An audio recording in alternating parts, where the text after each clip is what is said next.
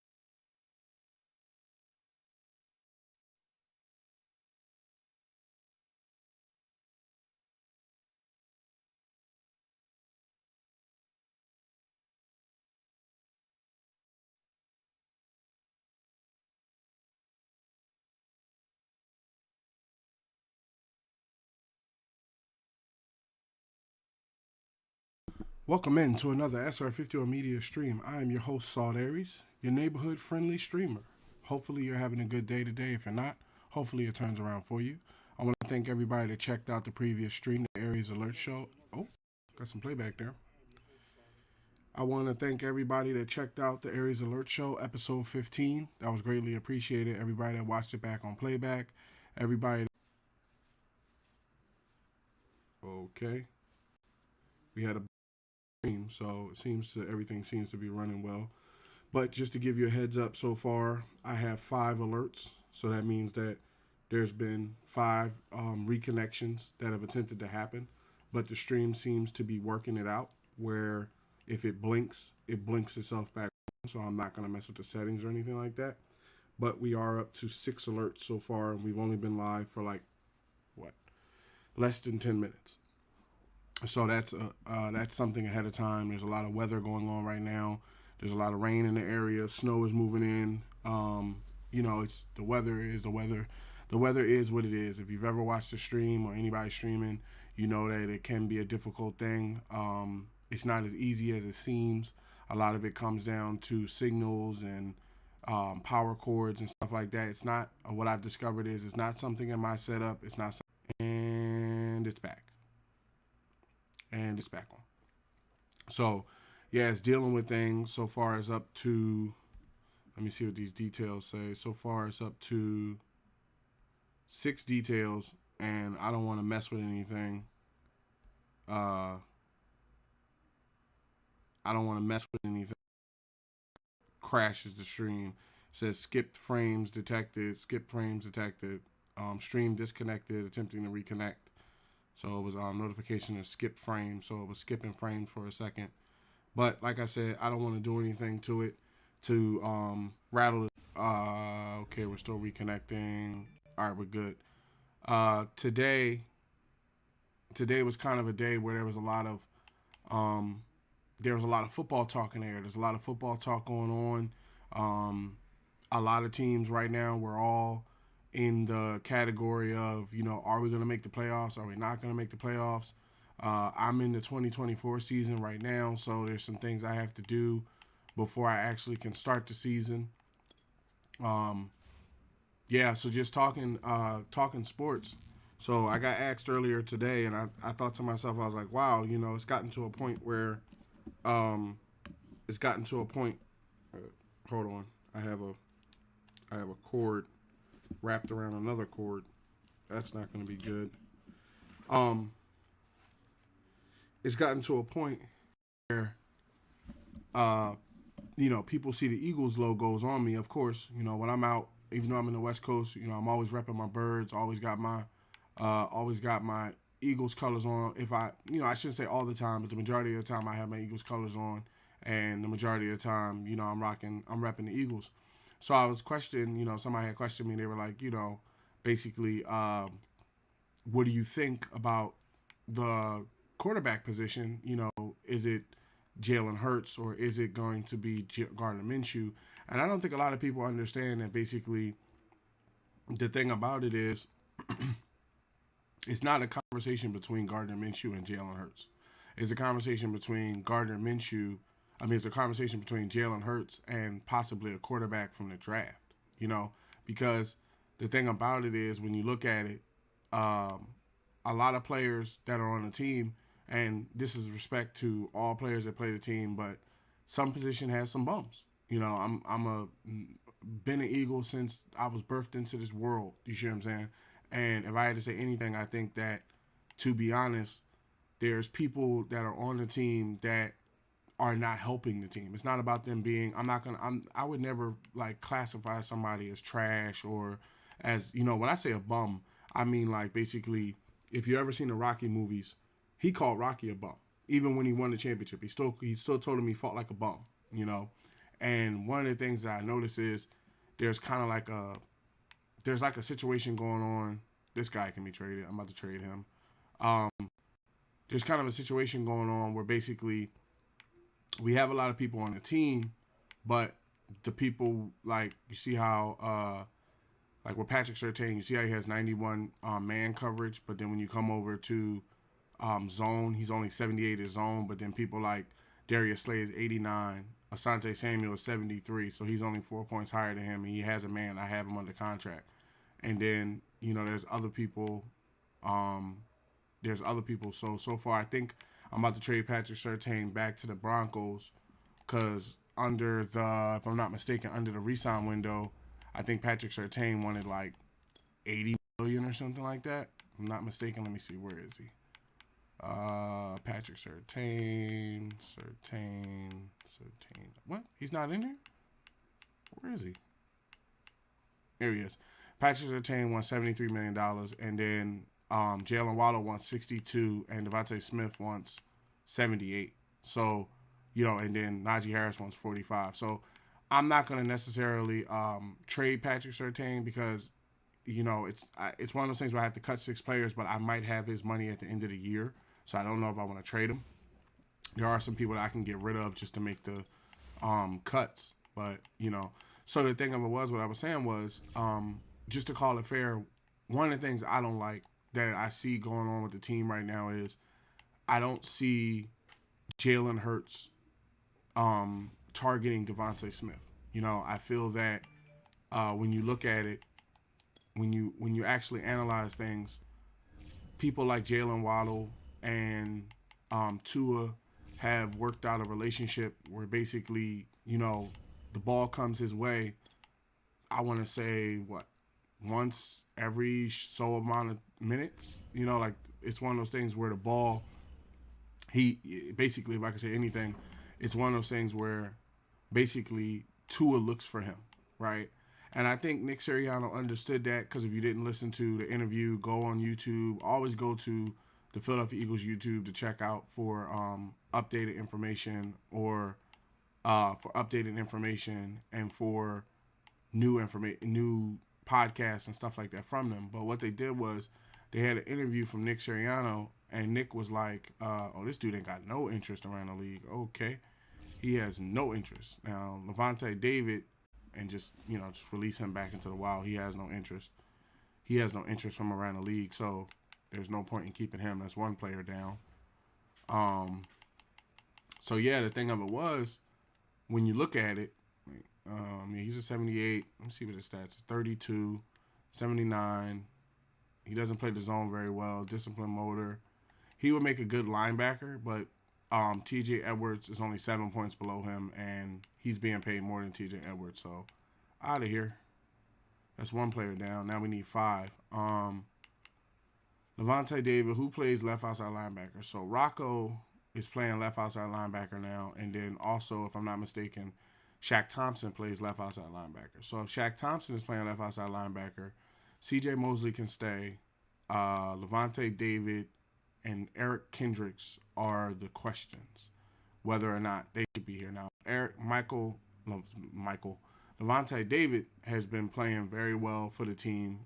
He really stepped up. There were some times where he made some crucial tackles in different situations. Now, Michael Kendricks Michael Kendricks is a little bit different. Michael Kendricks is a 81 middle linebacker, plays it very well, plays his own. I would like to hold on to both of them.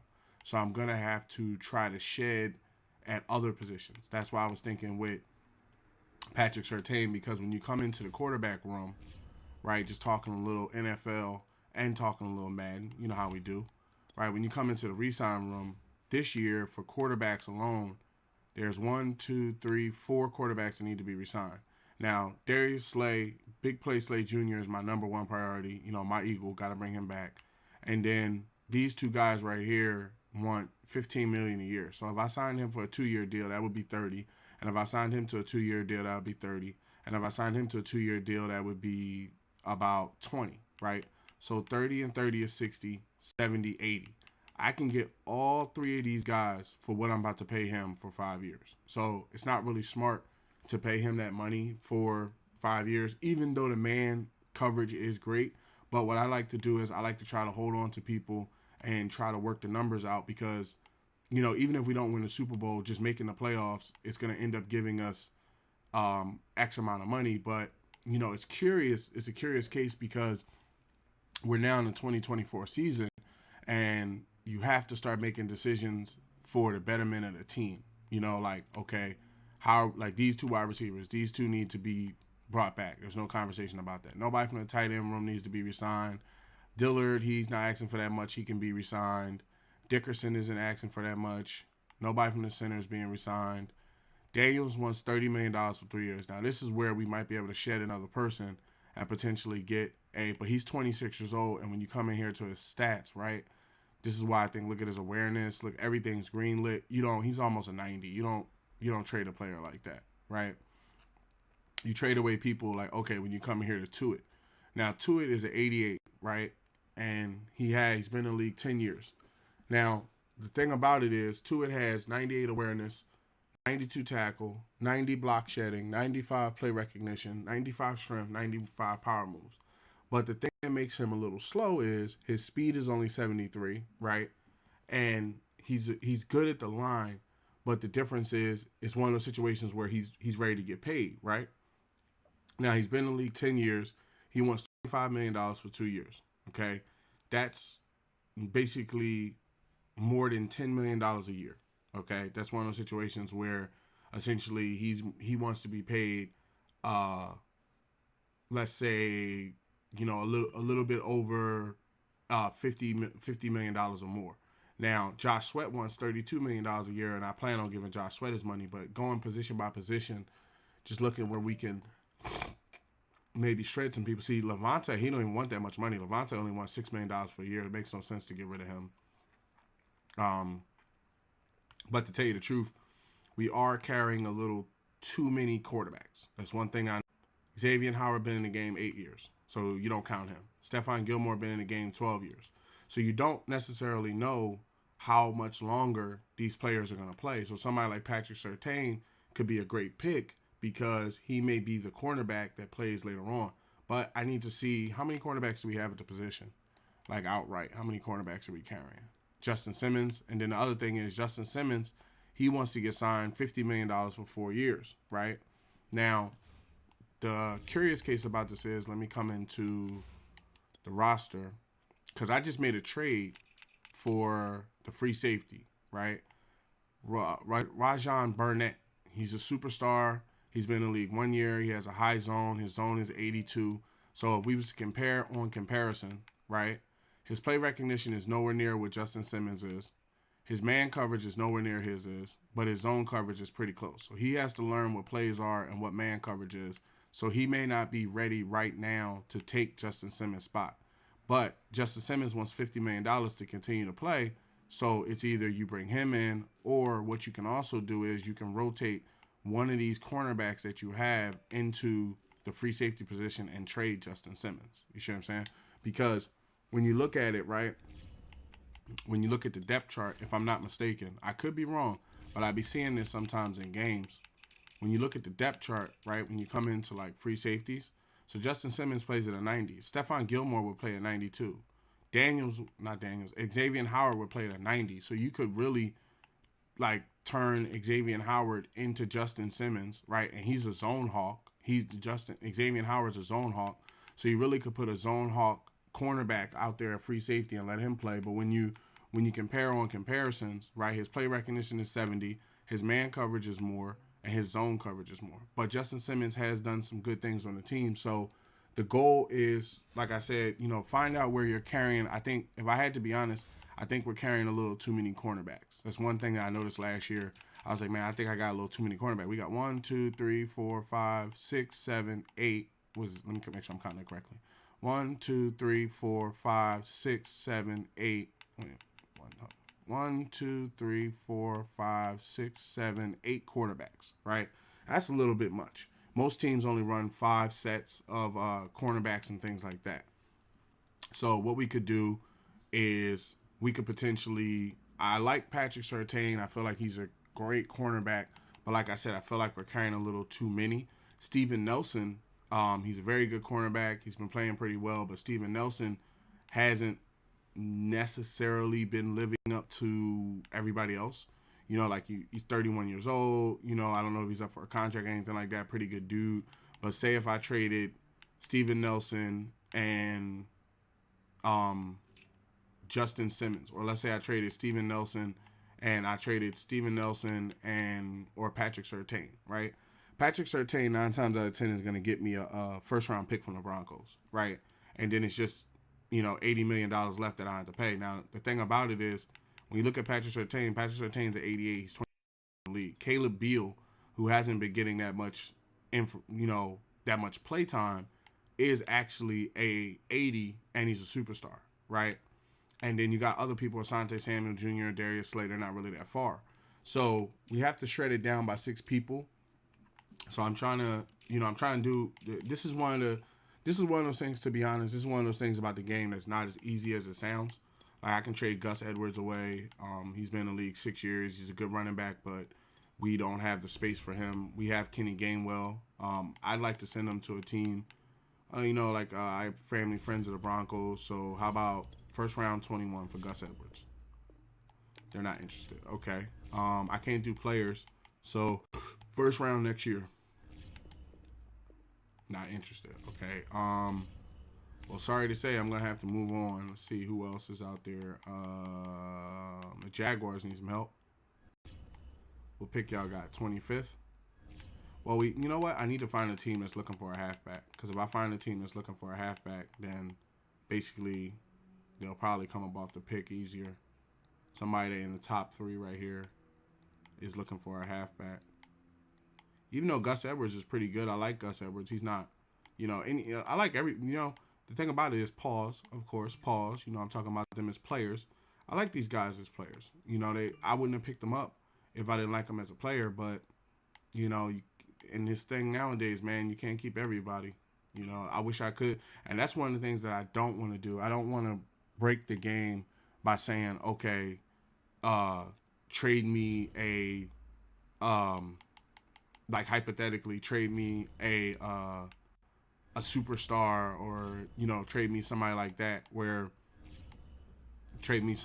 basically you trade me like a superstar or something. Who they got a halfback? Javonte Williams, never heard of him.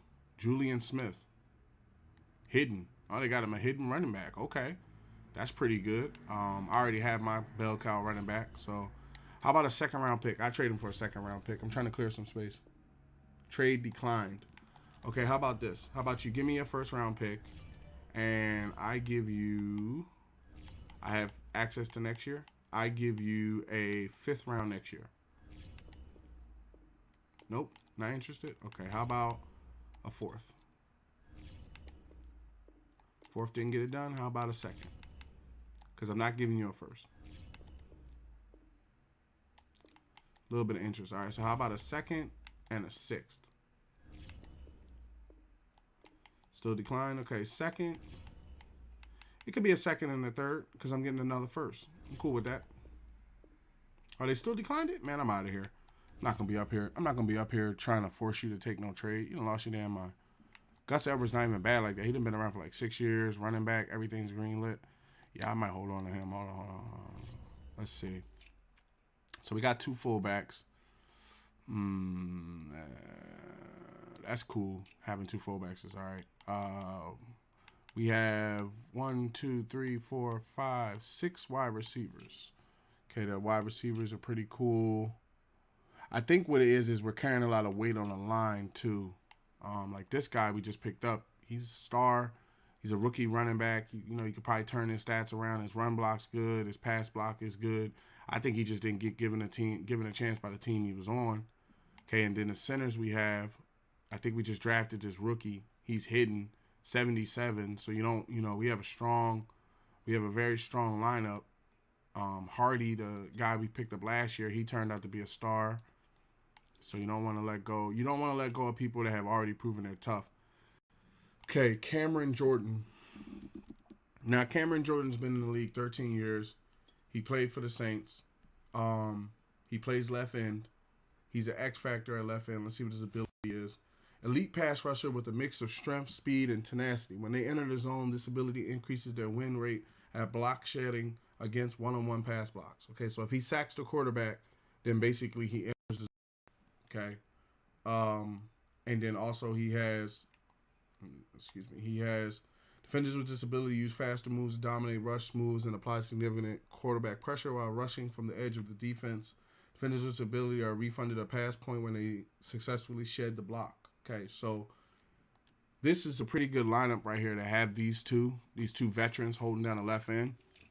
Because the only thing I have at right end is Garner and Hunt. Hunt's a rookie. He's hidden. He's not game ready yet. Somebody like Garner's game ready. He's 23 years old. He's game ready. He's ready to go. Defensive tackle Douglas and these guys. Rocco and Mosley are cool. Middle linebacker. I think I'm gonna trade Eric Kendricks because nothing against him. He's a good player, pretty good stats and stuff like that. Top 12. But it's one of those things where you're coming to us late. You know, you're like 10 years in the league. So let's see what his value is around the league. And then, it'd be something different if he was going to start. He's not going to be what's up with the Niners? I send him to the Niners. Nothing against him, but he's not going to start. They have no interest for a first round pick. All right, so how about next year? Because I can always stack for next year, too. They don't see him as a first rounder. They see him as like a second or a third round player. Do I really want to trade him away? Let me see if we can shed some other positions. Let me see something here. Where was we at? We was on the lineup, right? We got way too many damn cornerbacks. I gotta get rid of some of these niggas. Patrick Surtain a second. So if I get rid of Patrick and Simmons, that will, let me see how much money that would pull. If I send him back to the Broncos, let me see how much that would save the team. How much that would save us in money. Okay, so at the quarterback position, Patrick Surtain wants $73 million. And at the free safety position, Justin Simmons wants $50 million. So 8, 9, 10, 11, 12. So that's somewhere about roughly saving the team $120 million and saving them 2 other positions. So if I save them 2 other positions, that'll take us down to, I got to cut 5 players. So then we still have to cut 3 more people. That's why I'm like, I don't want to just be, getting rid of people to get rid of people. Let's see about, what's that guy's name? Cameron Jordan, the left end that came into the team. Does he have any quality? Yeah, a lot of teams want him. He's been in the league 13 years, bro. I don't know how long. It could be one of those things where this could be his final ride. It's Broncos. How about that first round pick for Cameron Jordan? Oh, damn, it got accepted. Oh, damn. Right there, you got a first round pick for Cameron Jordan, Now we have, I think we have, what, 2? It's either 2 or 3. Yeah, we now have 2 first round picks, number 21 and 28, and a third round pick. So that's pretty good. Okay. Even though Cameron Jordan, like I said, was, he's a pretty good dude and stuff like that. He, I'm pretty sure that he plays the line pretty good and stuff and everything. But it's one of those situations where he's not going to see the field. You know, if I could, I want to keep to it. I was going to put Cameron Jordan in, but you know he's already gone. How about this? Let's see if we can trade to it. Where did I trade him to? The Broncos, right? I'm about to see if we could trade to it for Cameron Jordan, and we'll just trade him out. That's almost done. Yeah, I'd rather have Cameron Jordan than Tuitt. Tuitt didn't really do anything last year like that. Like he didn't really put down any like tremendous tape or something like that. How many years has he been in the league? Yeah, he's been in the league about the same time as Cameron Jordan. Cameron Jordan been around 3 more years than him, but it's one of those things where, you know, I don't have a problem with putting out another pick. The window, the trade window. Yeah, I don't have a problem putting out a trade to bring Cameron Jordan back, because then you'll have somebody that, like with Tuitt I think is nothing against him, but Tuitt has kind of reached his ceiling, I think, a little bit. Last year I went and got him, and I never saw him break sack. I never saw him break containment and get a sack or anything like that. He was just out there, you know, and that's not helpful for the team. Gotta go. 6th round pick from next year and a 6th round pick from this year. Okay, you want something a little bit higher. 162 pick. And we got Cameron Jordan back. Okay, so now we got Cameron Jordan at that position, which is good. He might not start. He might. Who knows? But we still got to move 4 more people. Okay, and then the Patrick Surtain thing. I think with us having a linebacker, let me see this dude over here. I think with us already having a superstar cornerback, it's like when you look at all the guys we got Stephon Gilmore, Xavier Howard, Darius Slay, Asante Samuel Jr., Vontae Maddox, Caleb Beal, and Steven Nelson. I think with Caleb Beal stepping up to be a superstar and being on the same level as Patrick Surtain, it makes me think differently about keeping all these guys, because, you know, eventually somebody's going to retire. Like these guys, the 20-year-olds, they're the ones that's going to be around for like a long period of time and stuff like that. And you know, it's when you gotta fire a cornerback room, it makes it hard for people to throw against you. So we still got to cut 5 players. I wanted to keep Gus Edwards. Jalen Reagor, does he still drop balls? He still drops passes, yo. Man, I don't know. I might trade this dude away, because he's not, you know, he's not developing. Like, he's been in the league 4 years, and that's another thing too. Talking just straight up Philadelphia Eagles, man, I'm starting to get a little frustrated with this dude and the way he's dropping balls. But you never know. It could be something that he works out. But as it stands in this league right now, I don't know if I can hold on to him, you know, because he's taking a position that, like, I want to keep him just because he's an Eagle and you know, he's an Eagle basically. But I don't think I can do that. Josh Sweat. Defensive tackles are moving nicely. 2 left outside linebackers. Now we got 4 middle linebackers. This is where we can shed a couple more people too. Wanna kind of keep Eric Kendricks, so that way we have 2 backups just in case something happened. Let's trade Steven. Well, did we trade Steven Nelson? Let me see. Steven Nelson got a pretty good press and zone coverage and stuff like that.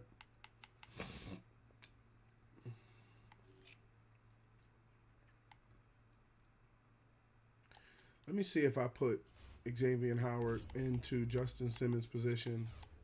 How would he adjust to that? Like, how it looks when they match up against each other.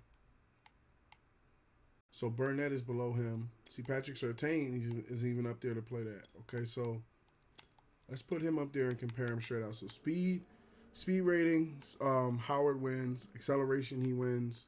Agility, Simmons wins. Change of direction, Simmons wins. Strength, he wins. Awareness rating, Howard wins.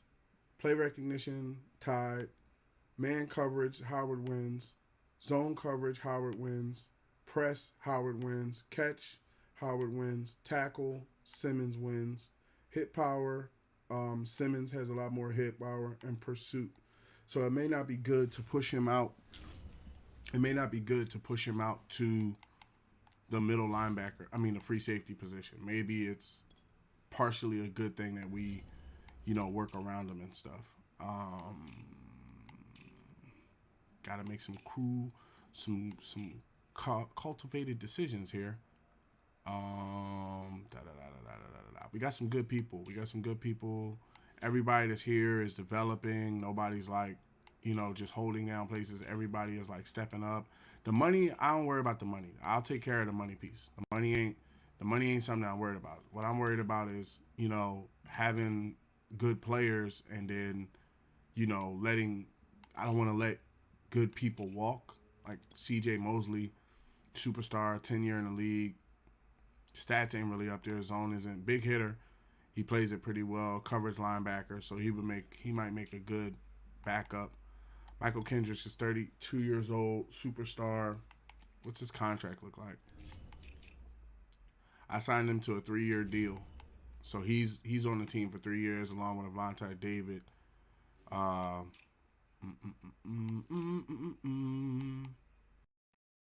Yeah, I got to think about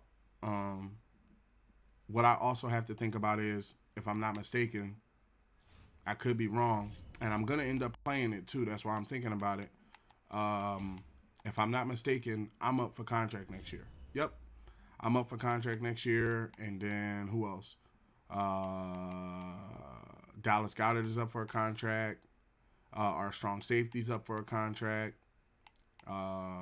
Juju Smith-Schuster, Lane Johnson, the superstar wide receiver, the X Factor wide receiver we just picked up, Kyle Juszczyk, Shaq Thompson, Garner, Jordan Mailata, DJ Clark, John Hargrave. Oh, not John Hargrave.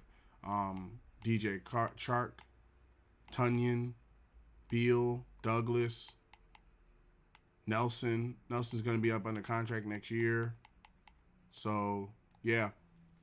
It's one of those things where I was trying to hold some of the money because we got $246 million. So I was trying to hold some of the money over so that way we're not spending all the money on just, re-signing players and stuff like that. I wonder, the Broncos no longer have a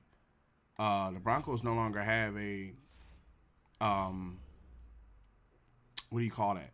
The Broncos no longer have a, I'm brain for, the Broncos no longer have a first round pick. So even if I was to trade Patrick Surtain back to them for a first round pick, they don't have a first round pick.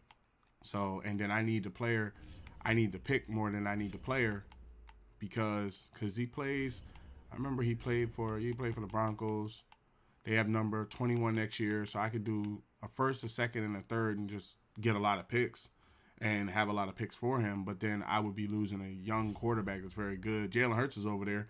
That's their starter now. He starts over top of Teddy Bridgewater, so you never know. That team might be coming this year. I basically send them people because shout outs to family members that, like the Broncos and stuff like that. So I typically try to send them, pretty good people when I can, So how about this? I need to make space, and the thing about it is I might not have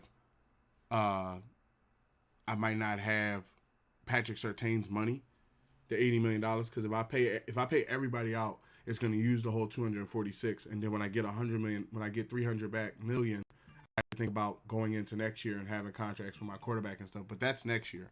I don't want to base people's contracts off of this year. So, got to cut some spots.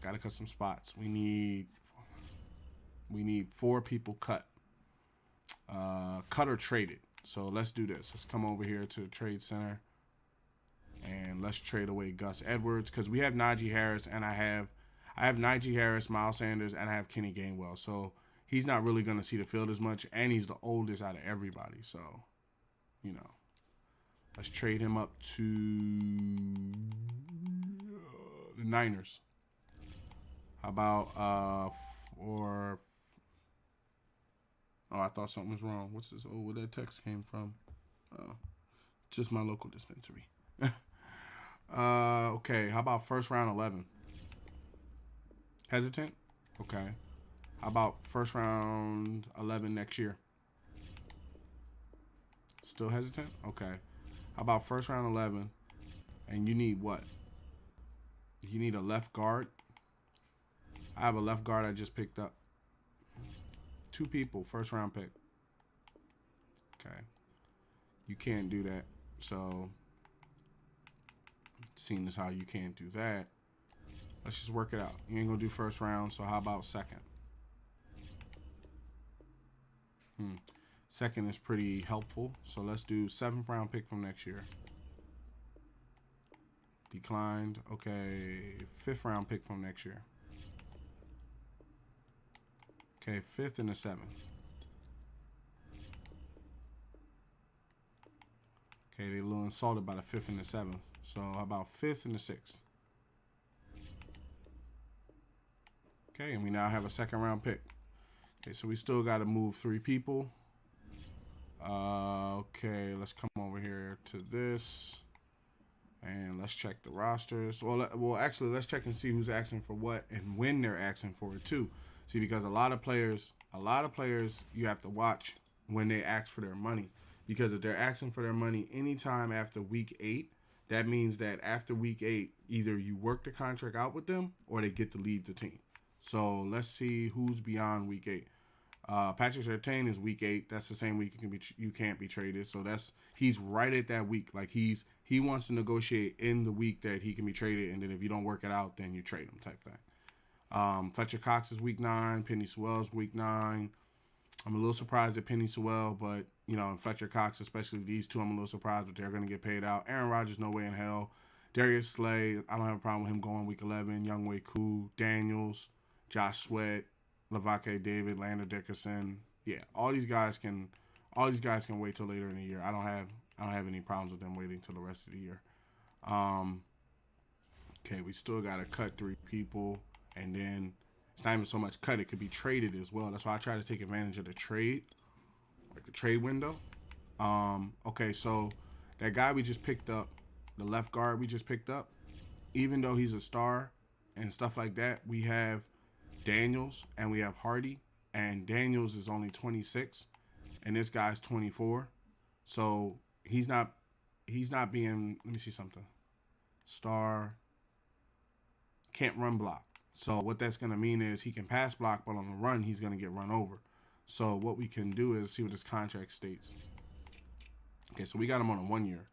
So what we could do is we could trade him away, see if there's some green interest instead of yellow. Green. What about the Broncos? They got green?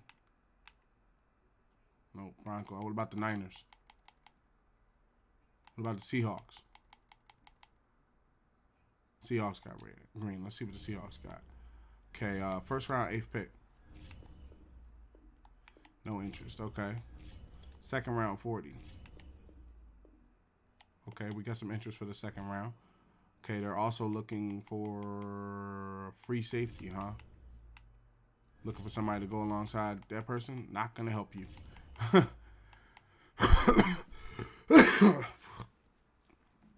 Free safeties are hard to come by. 7th round pick didn't move them.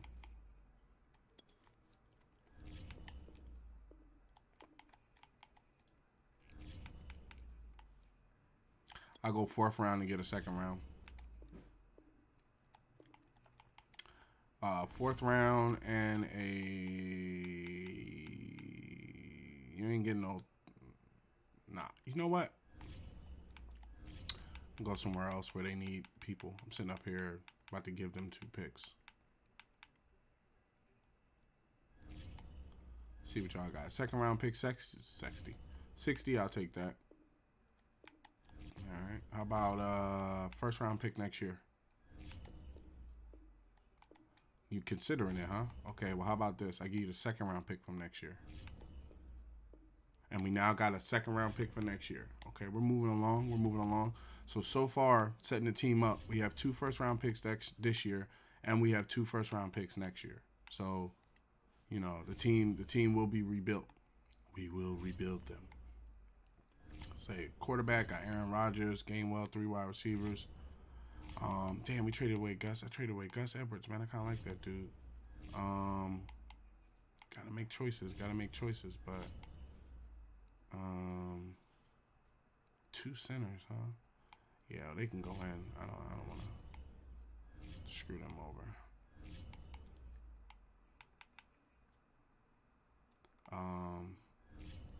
I think I'm about to edit Gardner and turn him into a left end, so that way he can just switch him to play left end, so that way he can report in at left end. That left and Josh Sweat plays right. That way I have a left end, and then I could trade Cameron Jordan. But I think I'm gonna hold on to Cameron Jordan just to see, you know, how he moves during the year and stuff. Still got to get rid of just 2 people now.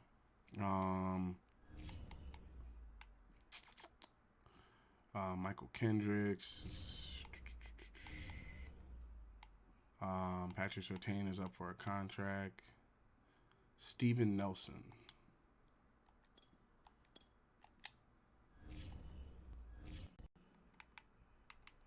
Who's on the trading block? Let's see who's on the trading block. Oh, they got Teddy Bridgewater out there, huh? Teddy's a good quarterback. It's a lot of quarterbacks. Like Carson Wentz is out there. The Colts are trading Carson. They must have a rookie or something. He didn't fell to like 71, so they must have a rookie they wanna make work. You know what? Let me see something. I traded who did I trade? I think I traded him to the Broncos, right? How about this? We gotta get rid of 2 people.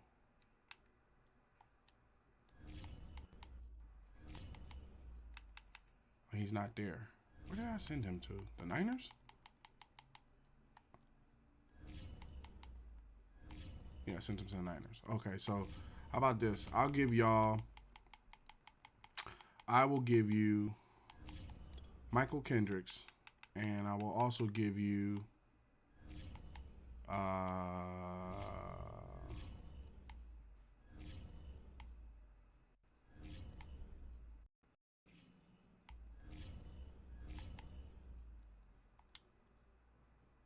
I'll give you Michael Kendricks for Gus Edwards. I want Gus Edwards back. He's young. He's power back. I like the way he played. I saw him play for a little bit. I like the way he plays. I regret the trade. So put a 4th with it.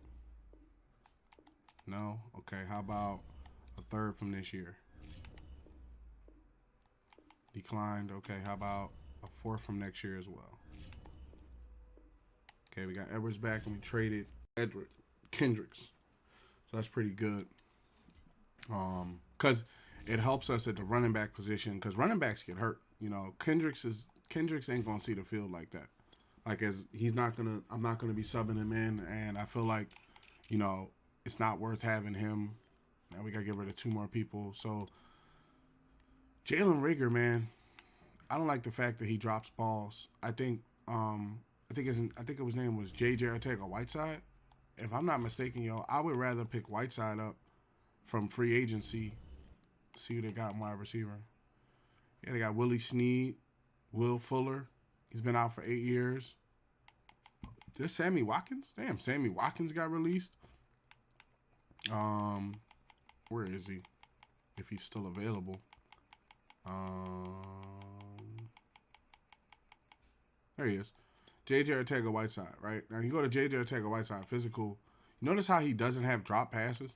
Like, he got to work on his routes and stuff like that is what really keeps him from making it to the next level. But it's mainly that he just, you know, he runs routes pretty weird and things like that he has to work better on.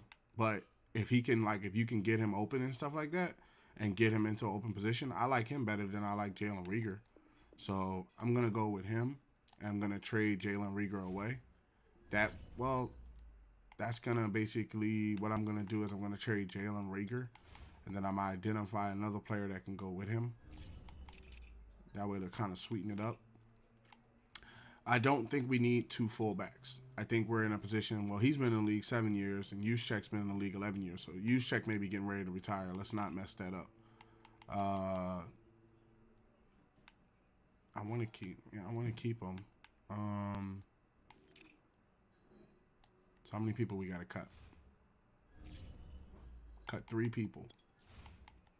Um,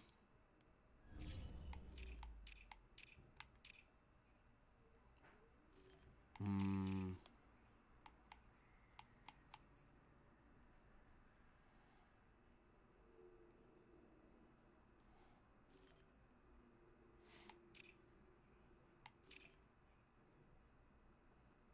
mm.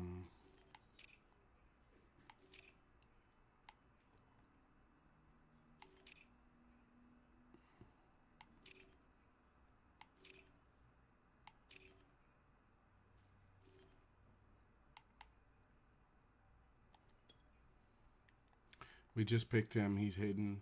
He might be pretty good too. Let's see. 3 people. 3 people.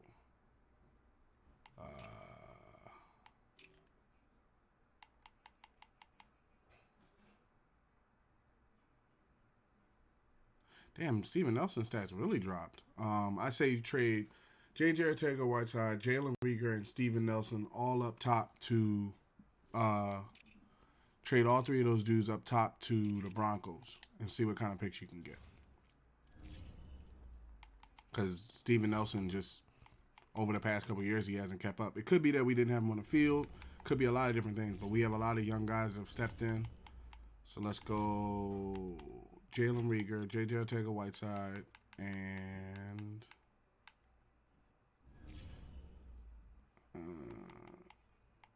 do I want to go Steven Nelson? Or do I want to go Justin Simmons? Nah, because Justin Simmons there's hard to find positions like that. So let's go Jalen Rieger, and then we'll go one other position after that. Broncos want him. You can go play with Jalen Hurts. 2nd round pick. No? I'll take a 3rd. But I'll take a 3rd, and if I can, a 3rd from next year as well. Almost. Okay, how about a 3rd from this year and a 4th from next year? There you go. Those 2 dudes now play alongside Jalen Hurts. I don't feel bad about getting them out of here because they got signed to a good team. And we're down to just 1 player. Who is the 1 person that we are going to cut from the squad or trade or release or something like that? Let's see here. We have 1, 2, 3, 4, 5 wide receivers. And then Robert Tonyan can always play wide receiver if he needed to. Some of the halfbacks if they needed to.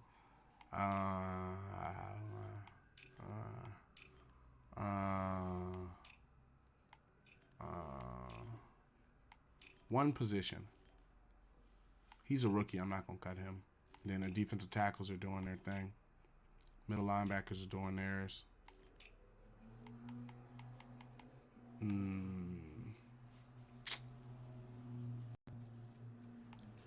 Let me see Steven Nelson's card. Star, 77. Ooh, his man coverage is very low. His tackle is 64. His zone coverage is 77. His catching is 68. He is in the top 22% of cornerbacks. He's number 68th ranked. I don't know. I see what trade Steven away. I kind of want to hold on to him. How about we get rid of C.J. Mosley? Because C.J. Mosley is only 1 point better than a rookie. And he's been in the league like 12 years. But there's not a lot of interest for C.J. I picked C.J. up from free agency. They just released him. They just straight up cut him from the team. That's why I was like, oh, man. You know, I saw a superstar that was just available, but, you know, one of those things where that's why, because there's no interest for him all the way around the league. I guess it's just the way people are running linebackers. Let me see if there's any interest for Steven Nelson.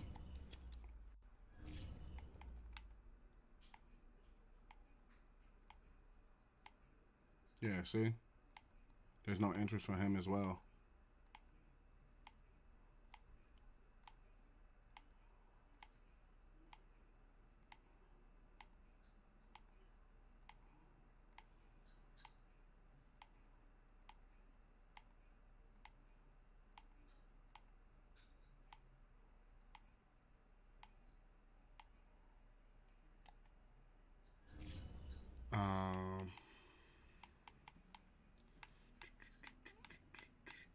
one person, just that one person, comes down to that last man. Who is that last person that kind of sticks out that we can kind of do without?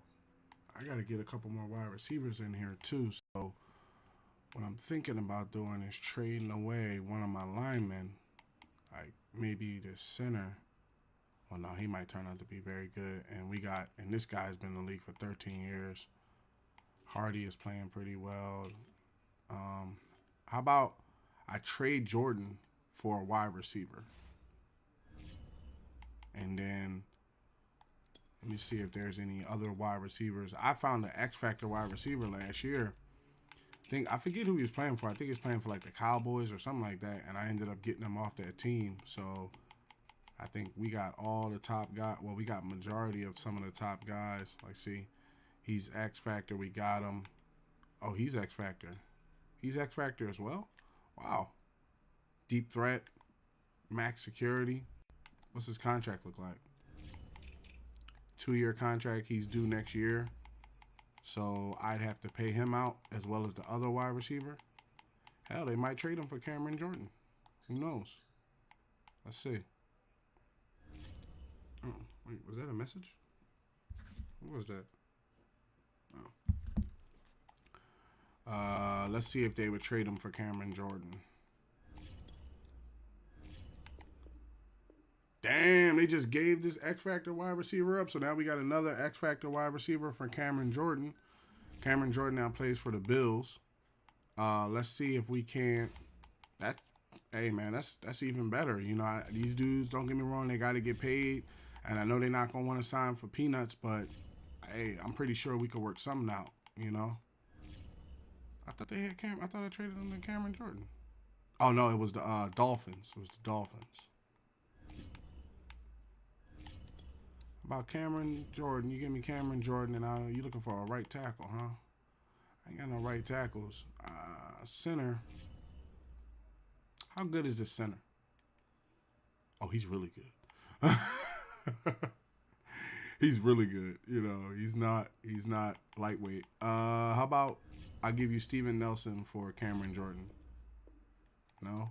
Okay. That's not even a trade that can happen, huh? Okay. I gotta get rid of two people. You could just give me back Cameron Jordan for like a fourth.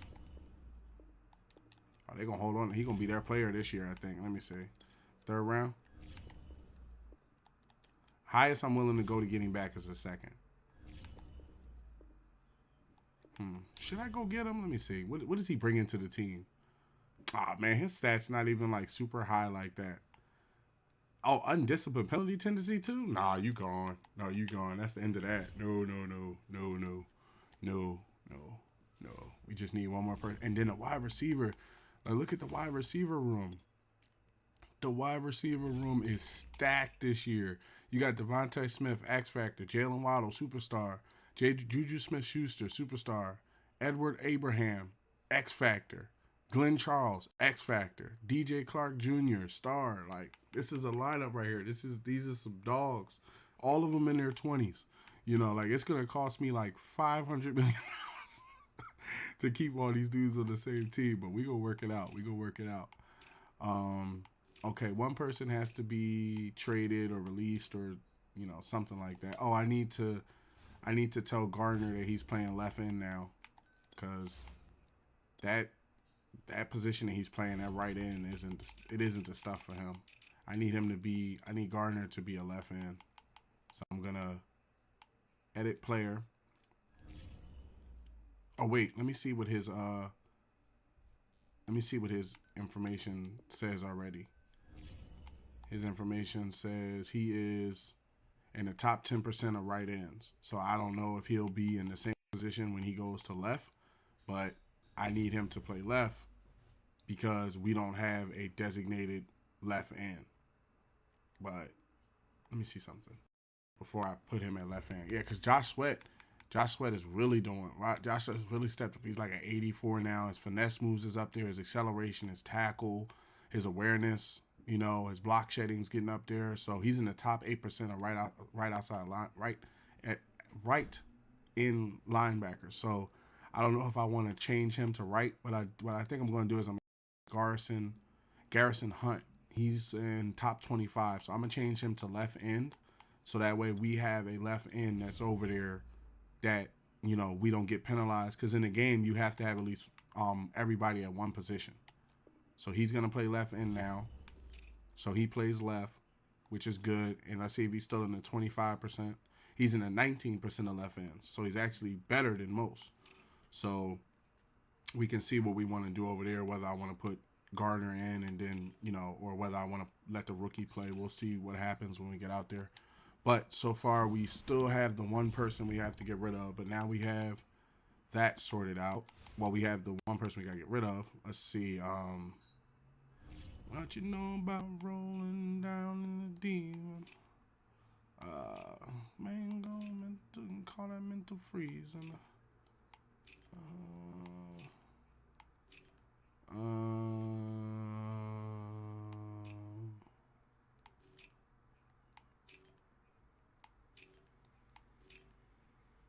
everybody's kind of two or so at their position, just two or threes. Only position that's really deep is the cornerback room. Let me see Patrick Surtain's information. Oh, 1 second. Let me grab my vape off the charger.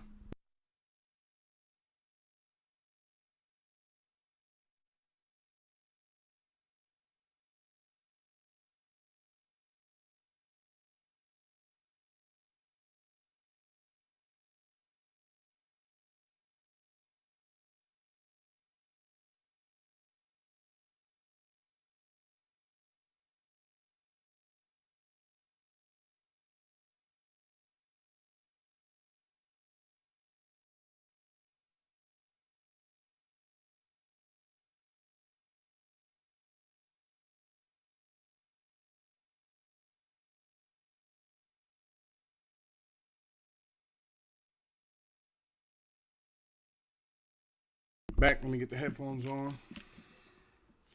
Just need to grab the vape off the charger. Okay, so we have a young superstar, Patrick Surtain II, coming out of Alabama. Does it say Bama? Yep, coming out of Alabama. He is in the top 4% of all cornerbacks. Yeah, you don't trade him away.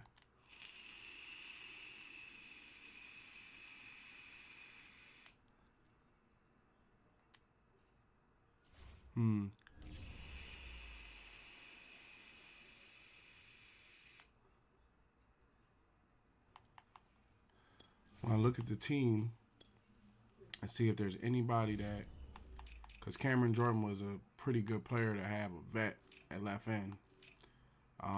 But he has penalty tendencies. I just forgot. I just remembered that he has penalty tendencies.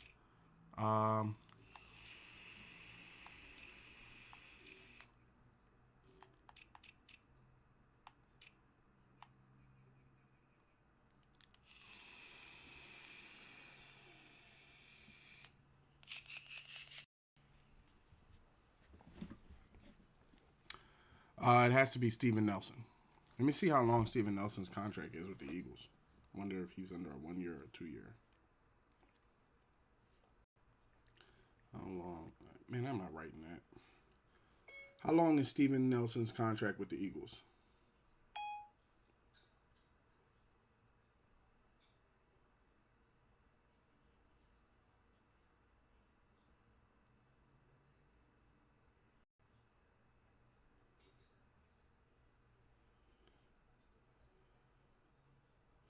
Steven Nelson's pretty good.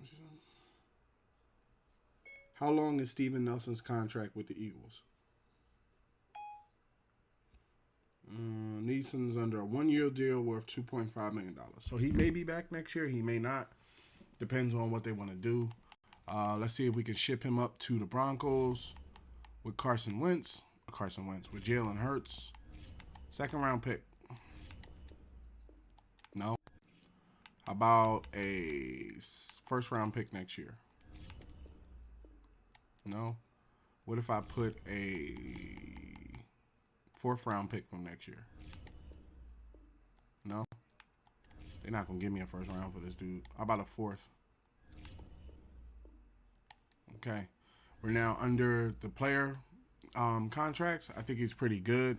what we can do is move. I like to move forward a week and then get into the regular season and then see who got released and who didn't and things like that. So let's go to next week. We can now go into the regular season, the 2024 season. Okay, so I want to change my clothes, my sneakers, because I was awarded number 99. Even though I'm still a superstar, I am a 99. So I get to wear, I always wanted to do this, but I had to get up to 99. I get to wear the 99 cleats. I want to change my face mask too. I wonder if they got the new face mask. The one, I like the ones that I saw. I don't really like this. I like this helmet. Oh, yeah, that's the one I want right there. Yeah. Vintage Cage. Yeah. Okay, sneakers.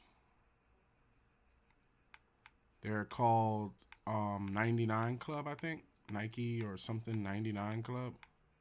I saw them when I came past. I was like, what are these?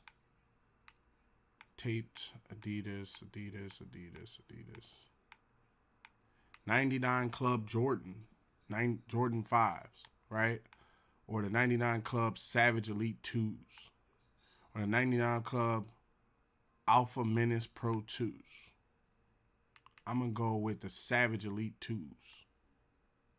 Yeah, 99 Club Savage Elite 2s. That's the only thing I was going to do. I'm not going to mess with my stats or anything like that. Got the GOAT. I got one of the GOATs, Aaron Rodgers, backing us up. Just looking at the team to see if there's anybody that we might could do without to get Nelson back on the team. There's anybody that I locate that is good, but you know what? Let me see if I can trade C.J. Mosley for Steven Nelson from the Broncos. Because Steven Nelson a bird right now. What happened? He didn't go to the Broncos? Where did I send him to? I think was it the Niners? Yeah, I thought I sent him over to the Broncos. Did they release him? Let me find out they released this man. Oh, yeah, I didn't go to the free agency to see who had got released after the regular cuts. Damn, a lot of people got released. Holy crap. Might got to make some room. Tyler Heineke got released. I don't want nothing to do with that dude. Kenyon Drake, no. Fullbacks, no. Wide receivers. Did they release JJ? I bet you they released JJ. Did they release JJ Arcega-Whiteside again? Let me see. They released him again. I swear they keep releasing my boy like that. They be doing him dirty. I don't know if Jalen Reagor's up here, but Jalen Reagor was like a 79. I don't think they released him. Titans. Foster Monroe. No. Left tackles. Charles Leno Jr. Justin Puig. I've heard that name before. Centers. Guards. Tackles. Left ends. D tackles. Dalvin Tomlinson. Sheldon Rankins. Dalvin Tomlinson. Run stopper. Pretty good player. We got enough D tackles as it stands, though. I thought there was a D tackle that was like an 80 something when I first clicked in. Oh, it's a middle linebacker that's like an 80 something. Trey Flowers got released. That's not really that surprising. Jadavian Brown, 85, field general. Ah, man, you got to make room for that type of dude. He only been in the league 7 years. You got to make room for that. They straight up cut him too. That's wild. Ronald Darby's out there. Brandon Poole. I know Brian Poole's a good wide receiver. I mean, a good cornerback. He plays pretty well. Okay, so to make room for the middle linebacker, what I'm going to do is I'm going to come in here and I'm going to trade C.J. Mosley. 'to the Broncos. Make room for the middle linebacker because CJ plays at 77. This dude's playing at an 85. Now, he's under a 1-year contract. Let's see, before we get him out of here, because the contract should have popped in. The re-sign window should have popped in for him as soon as he got assigned to the team. So let's see if he wants to resign this year, and if he does, how much does he want to resign for? Because that could be the reason why the team let him go too. Oh, he wants $39 million for 4 years. He's up out of here. I'm so glad I didn't trade C.J. Mosley. That man won $40 million just to play. Well, you know what? Let me see something. Let's take a look. Let's examine it. Hold on. Let's see why he might be demanding that amount of money. Let's see what he's worth. Okay. 85. He's playing higher than Levante David. He's 29 years old. He's been in the league. Let's see what he got here. Been in the league 7 years. Field general. Top 6 middle linebacker in the league. Okay, so that's one of the reasons why he's asking that amount of money. Pass coverage is good. Zone coverage, he plays his zone very well. Acceleration, pursuit. What is he asking for again? He's asking for $40 million over 4, so that's roughly $10 million a year. Like I said, we got to find a way to... see, now, that's good, too. Patrick Surtain's money has came down. Patrick Surtain, at 1 minute, he wanted $73 million. Now he only wants $61 million. And then Darius Slay wanted $10 million. Let's go back to the main window. Some numbers have changed. Okay, Najee Harris wants 38. He still wants 75. He wants 16. He wants 15. He wants 40. Okay, so I think if I'm not mistaken, that could be a little bit less than what he wanted before. He only wants 59. I think this is like $5 million less. Patrick Surtain, I know for a fact, he wanted 70-something million dollars. It was like 73 or something like that. He's now down to 61, so I'm glad that we didn't do anything to get rid of him. Everybody else, Aaron Rodgers ain't getting that amount of money. With this guy,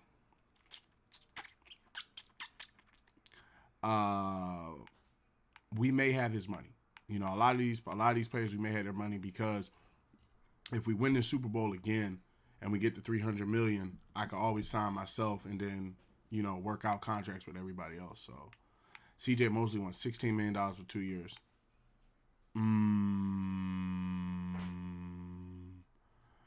If I'm going to sign, I know the reason why Javian Brown was let go. Right? He's been around 7 years. Let me see his stats compared against C.J. Mosley. C.J. Mosley been in the game 10 years. Yeah, he doesn't play it nowhere near as good. Yeah, we can get him up out of here for the one ball. And then we can see what we want to do beyond that. Send him to the Broncos. 2nd round pick. No? How about for a 5th? No, I don't want a 5th. 5th too low. How about a 1st round pick next year? Look, y'all need a outside linebacker. 2nd round pick next year. Oh, they really low on this dude. 3rd round pick next year.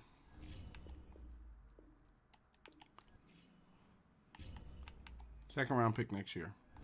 And then I'll give you C.J. Mosley and a 4th round pick from next year.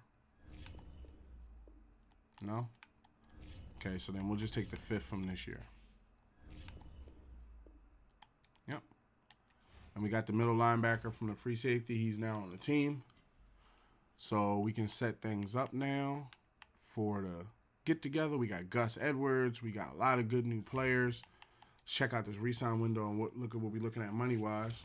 Okay, so Najee Harris is going to want 38 over 5. That's not a problem. Devontae Smith wants 75 over 4. You're getting that. Stephen Gilmore.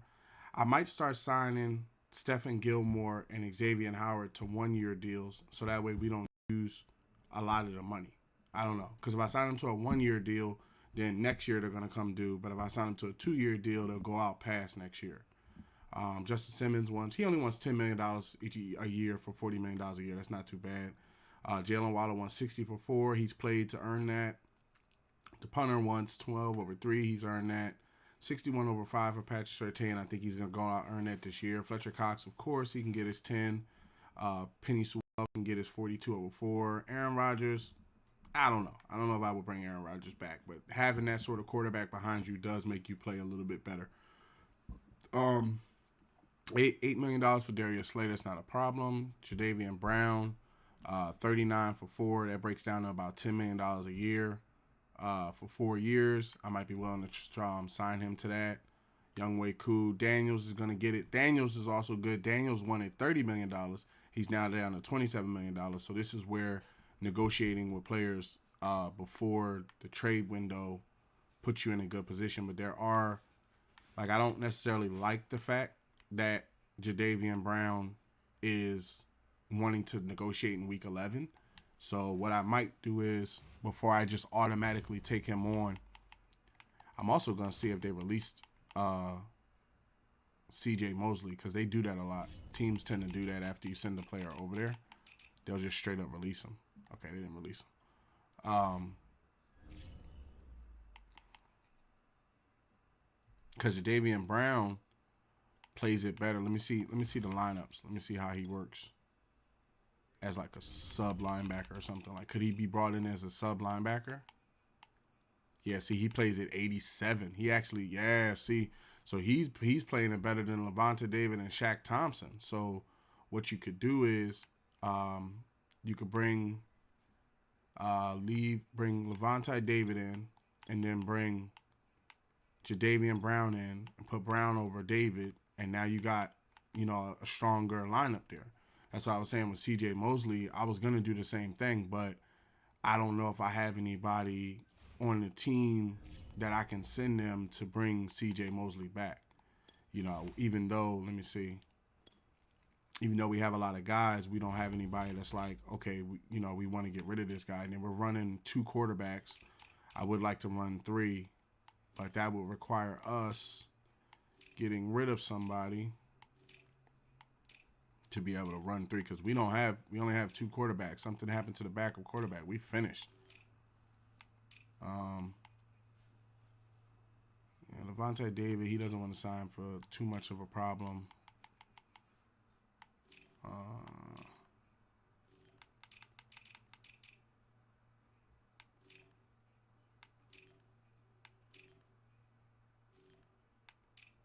Daniel's playing it too good to do anything to him. He playing it way too good to do anything to him. And then Robert Tunyon, he done stepped up. Oh, I needed to look that up too. Was Robert Tunyon a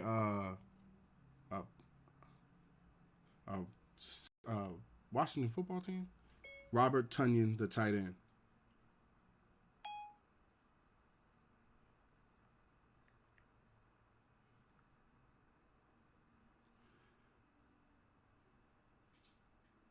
Oh, he plays for the Packers. Man's a good tight end. Yeah, I think with Mosley, the thing about Mosley was he was in the league 10 years and Rocco's playing it better. So let's set the depth chart up. Well, let's use these staff points. We got some staff points. We also use this on our tremendous staff, the team we have. Everybody is kind of like, oh, what's this? Oh, you know what I need to get? This is what I'm going to get over here. This. Unlock one player re-signing who is not interested in negotiating once per season. So that way, if it comes down to increased likelihood of quarterback signing through free agency, we need this, right? We don't need this, but we need this. Just in case I get into a situation with a player where he wants to negotiate later on. Plus, I need to see who actually is who wants to negotiate really late in the season, because I'm not necessarily trying to be in a situation where too many people want to resign after week 8, and then there's nothing I could do about it. So these are all the week 8 guys: Penny Sewell, Jadavian Brown. It's a good amount of guys. The guys that don't start don't want to negotiate until after they can be traded.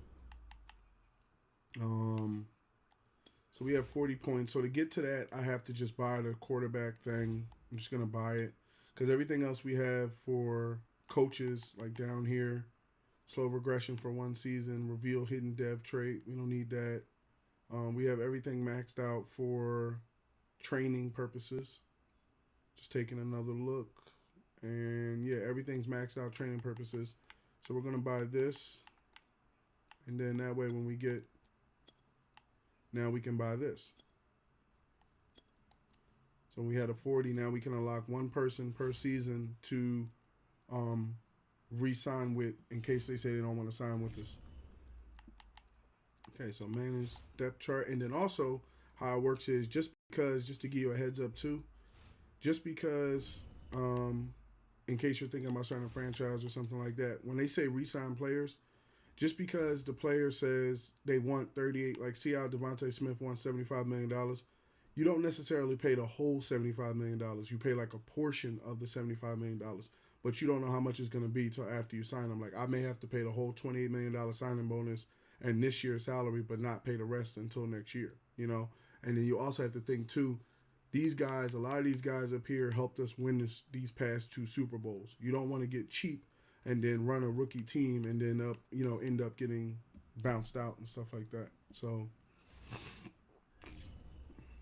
okay, let's get the I wanted to see I wanted to identify a person that I'm not gonna work it out with, so that way I wanted to get a third quarterback in here because I don't feel comfortable going to battle with just two quarterbacks. That's just me. I think that it could put me in a bad situation. Nick Foles is out there. Saint Nick. I can't think. Robert Griffin the third. Cam. They ain't got. Oh, these dudes are in the 50s. Oh my God, I'm already in the 50s. Hold on. Let me come back up here. Jacoby Brissett. Nick Foles is a 61. Let me see. Man, they probably got quarterbacks I could trade for on the thing.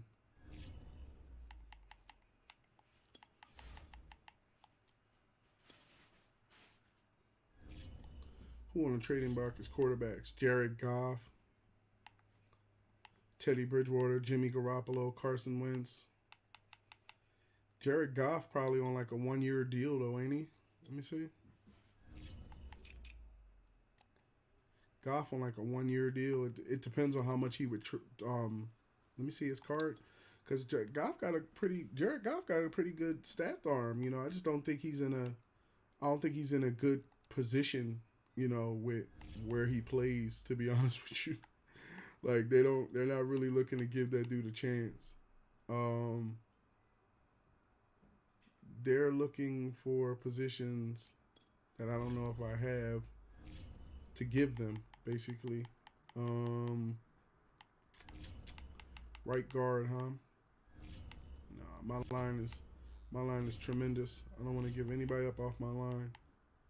Everybody's playing super tough.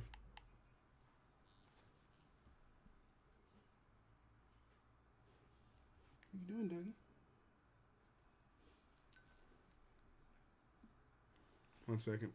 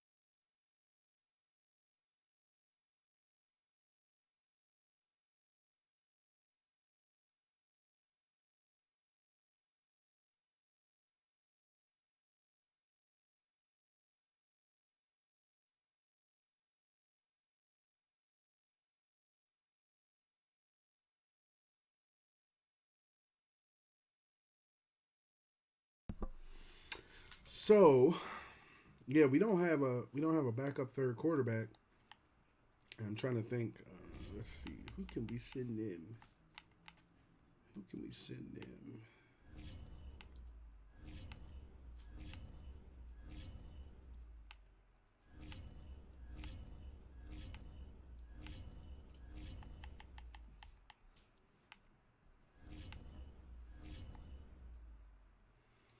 Even though he's good and stuff like that, I don't know if I want to spend that amount of money. Let me see if I can target a rookie. Because a rookie left outside linebacker would be nice. Or a rookie right outside linebacker or something like that. Because he won $40 million for 4 years, and I haven't even seen him play. That's a lot of money to ask for right out the bat. Cole Roach.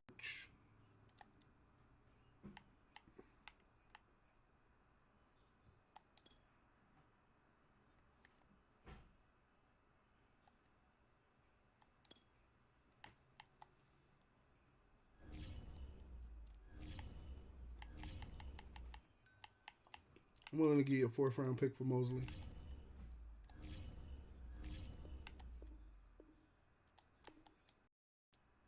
So the 4th and the 7th. You got Mosley back. Okay, with Jadeveon Brown, let's see how they look stacked up against each other. Because the thing of it is, I think we don't have enough. Myself, honestly, I personally don't think we have enough linebackers. That's just me. I think that when I look at the team, I think we're a little bit light on linebacker. Having Mosley puts him at 78. See, David, he's actually, he playing at 86, excuse me. I thought he was playing at 81. He playing at 86. We're going to have to find somebody else. Somebody else done lost their spot. You know, that dude playing it too good to just hand him over.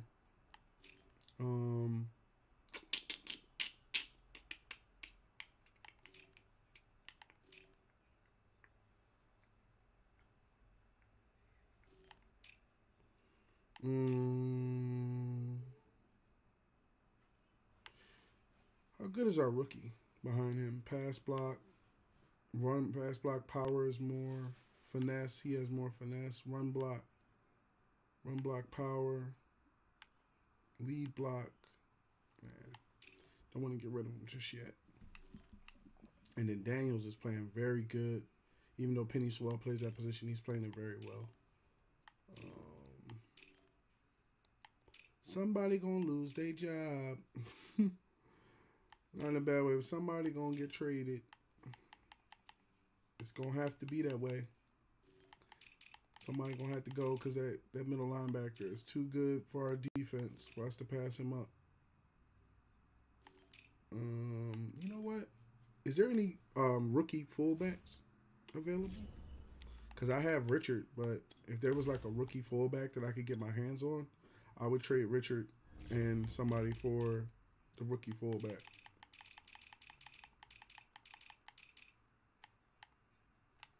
I got the number 1 and number 2 fullbacks in the league, but let's see if there's any rookies that came out that are stars or anything like that.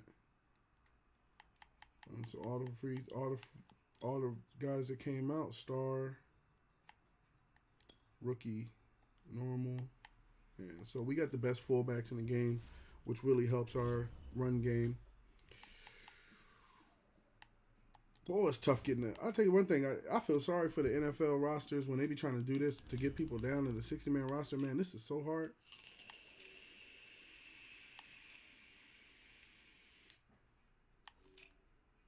It's different when you didn't play ball with the guys and you know that they're good and stuff. You know, you don't want to just hand somebody over that's good.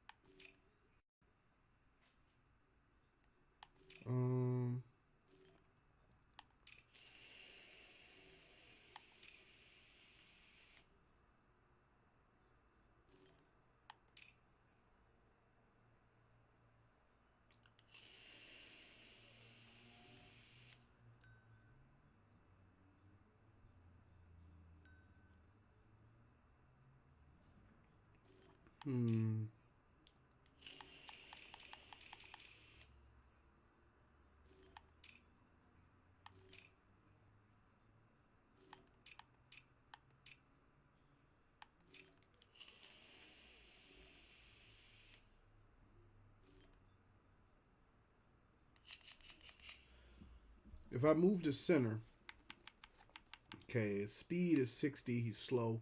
68. The rookie wins. Acceleration, the rookie wins. Agility, change of direction. Strength rating, they're tied. Awareness, he has way more awareness than the rookie has. Pass block is more, he wins. Pass block power, the rookie wins. Pass block finesse, he wins. Run block, he wins. Run block power, he wins. Run block finesse. Lead block, he wins. Impact blocking. Stamina, the rookie wins. Toughness, he wins. Injury, he wins outright against everybody. Damn it. Where do you find? Because I done already got rid of some of the Eagles that I didn't think needed to be on the team because they weren't improving. But now comes the question of I could trade Levante David because David's only playing at 81, but he's playing a position. It's one of those things where he's not really progressing and he's getting older. And if I'm not mistaken, he's been in the game for 12 years. So he has very good stats. His play recognition is there, zone coverage. He's a very good linebacker. I don't want to get rid of somebody that's very good. Like even with Patrick Surtain, I'm debating his money because he only wants a $60 million. When you look at his man coverage is 91. How do you get rid of a guy that can cover a man to man almost 99? You know, like you can't. That's not a good move. You know. So if I have Najee Harris, Miles Sanders, and Kenneth Gainwell, it's a good chance that Gus Edwards will not end up playing as much like that. And if I trade Gus, well, you know what? Let me see Jadeveon. Oh no, he's playing at an 86. Yeah, he's only been in the league 7 years. So what we can do is trade Gus Edwards away, even though he's good. It takes away from Gainwell. You know, I could put Gainwell in. Send him to the Broncos. Send him somewhere nice. Let me get that second round pick for him. Second round pick, and I'll give you a 7th. Oh, damn, they still declined it? Do I have a 7th this year? I got hella picks. I got 2 firsts, a second, a third, a fourth, a fifth. How about a 5th? To get a second, I'll take that. Yep. So Gus Edwards went somewhere nice. He plays for a nice team. You know, he plays for the Broncos. I have Najee Harris and Kenneth Gainwell need to get some experience. So let's adjust the lineups for the first game ever. So Younghoe Koo would come in as the backup quarterback. He can't throw. His throw power and his throw accuracy is very bad, right? So if something happens to me and something happens to Rodgers, it's Younghoe Koo as the quarterback.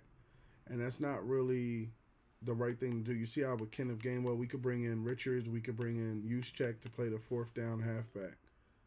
So the quarterback, we'll run with that right now, and then we'll see if we need to pick a quarterback up for the, you know, if we run into an injury or something. So Jalen Waddle, Juju Smith-Schuster, Brown, Charles, and then DJ Chark Jr. This is what's going to happen. We're going to put, we're going to let these guys, I want these guys to play a little bit more because I want to get some knowledge with them, right? So we're going to put him over top of him and put Charles. They already proved, Juju Smith-Schuster and DJ Chark Jr., they didn't already prove what they are. They don't need to worry about proving to get on the team. They're on the team. Tight end. Left tackle is going to be Thomas. Left guard is going to be, going to be Jordan Mailata. Jordan Mailata plays at 86. Take it for Lane Johnson. Landon Dickerson under him. Center. Right guard. Right guard is going to be Penny Sewell. Plays it at 89. Oh, he's playing right tackle? No. Lane Johnson plays right tackle. Pave the lane. And then put them there. Put Daniels up there. Left end. Okay, this is where we get a little sweet. So what we're going to do is we're going to put Sterling Garner at left end. Oh, they got Sterling Garner at right? Oh, okay. They put Josh Sweat at left and put Sterling Garner at right. Okay, that'll work. Either way, we can work it either way as long as they're on the field. Vita Vea and Fletcher Cox are going to be running things for defensive tackle. Left outside linebacker is going to be Josh Allen. Middle linebacker is Miles Jack. Right outside linebacker is Shaq Thompson. Nobody's playing it better. Well, Javian Brown will play it at 87, but we're going to be bringing him in at the sub packages. Cornerbacks. Okay, Darius Slay, Patrick Surtain, Asante Samuel Jr. And then everybody else is on the bench. That'll work. Free safeties, Justin Simmons. Let's put the rookie in there. Let him get some reps. That way he can know what's going on. Strong safety. Strong safety to get reps to build up their stuff. Let's put Xavier Howard up here.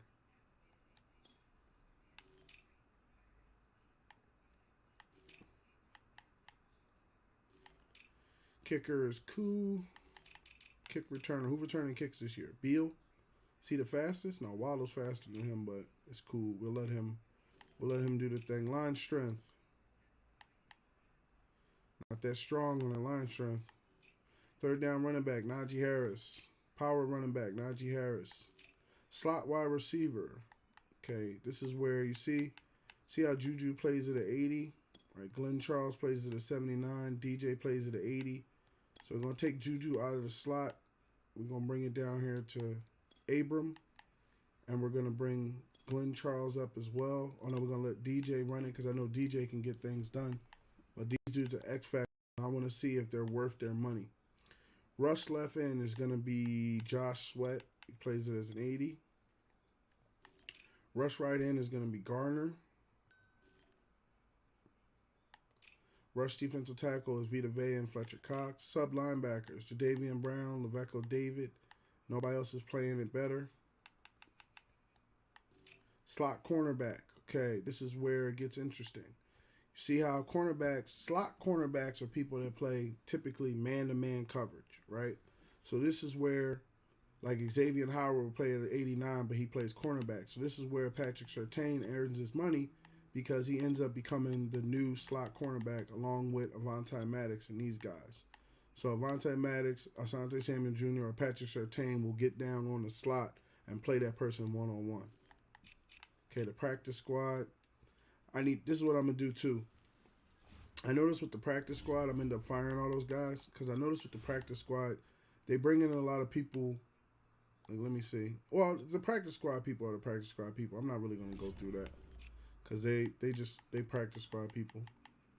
You know, they just different people at different positions to see if we need somebody. Okay, I think we have things geared up. We can lean out here to the first week. Let's simulate the strategies and get our upgrades.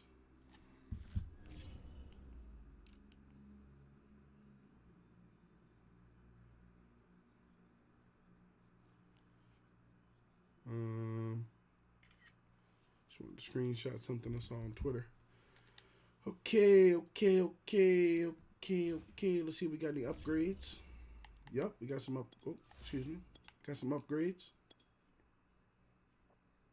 Oh, the wide receiver that just got here, Brown. What is he? He's a physical wide receiver. His deep threat is a 79. Let's see what his stats say. His stats say he has acceleration, he has catching.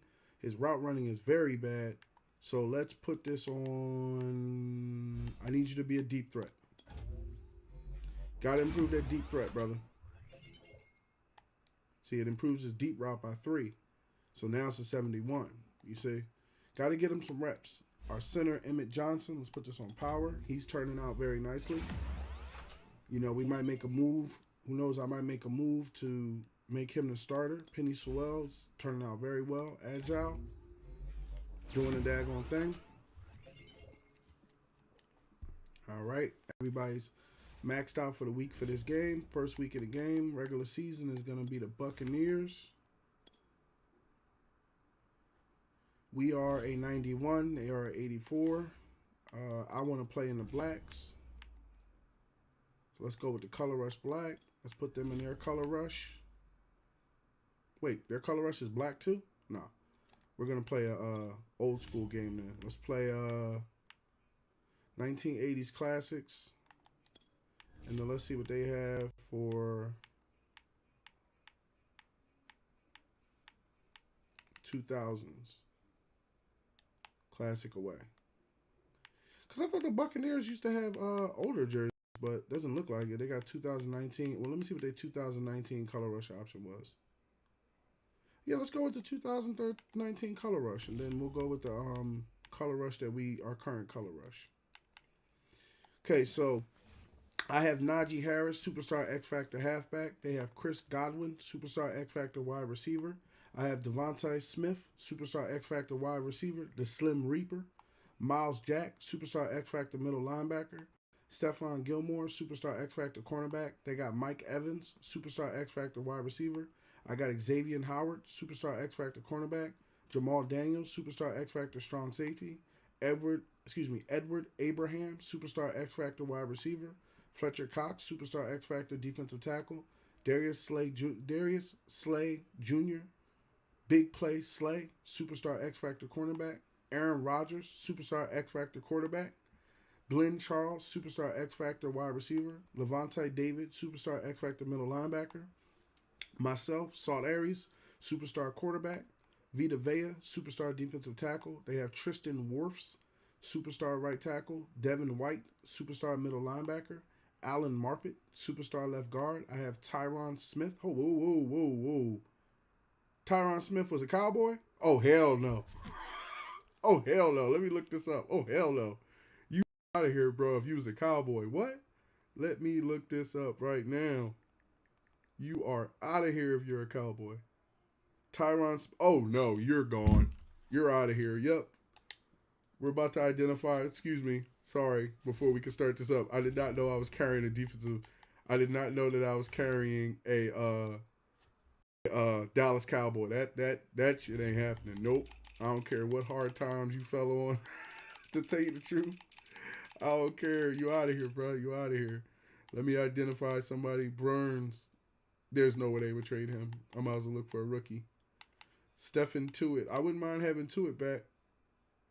10-year vet. Playing it at a 90.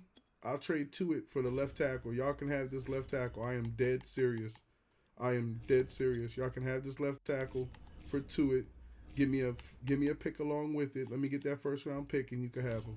Let's see if they'll give me that first round pick though. Oh, they gave me their first round pick number 8 and they gave me Tuitt. Oh, yep.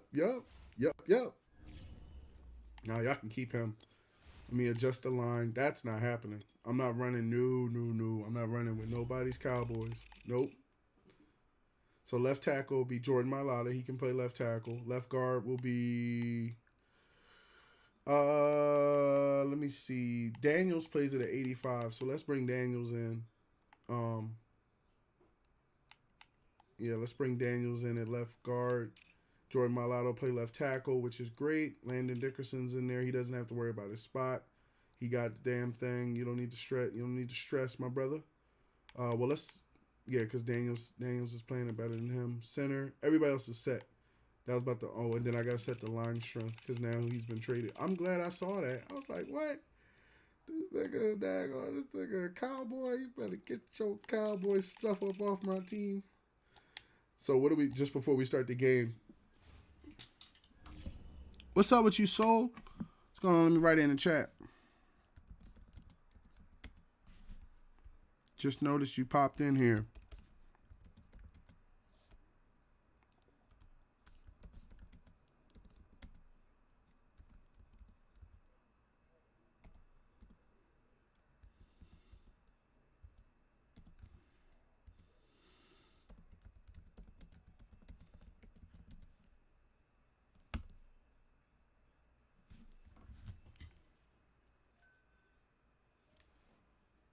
The hell was that?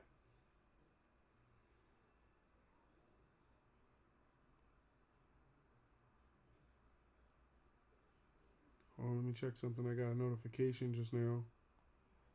The hell was that?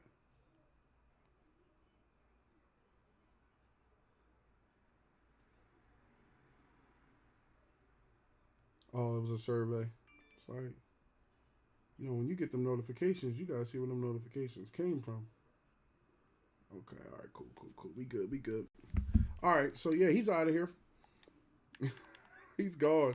We got Tuitt back. Oh, we got Tuitt back. That's the other thing too. So now that we have Tuitt, what we could do is we can play the positions that we wanted to play. We could put Tuitt in on the left end, and then we can have Gardner play the right end, and then on the rush, what'll happen is on the rush, Right end will be Gardner, and then the left end will be Tuitt, because Tuitt plays it as a 90.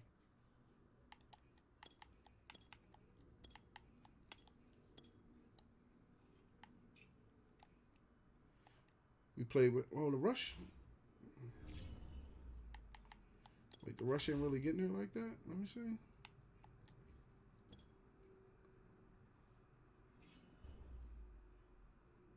The fuck?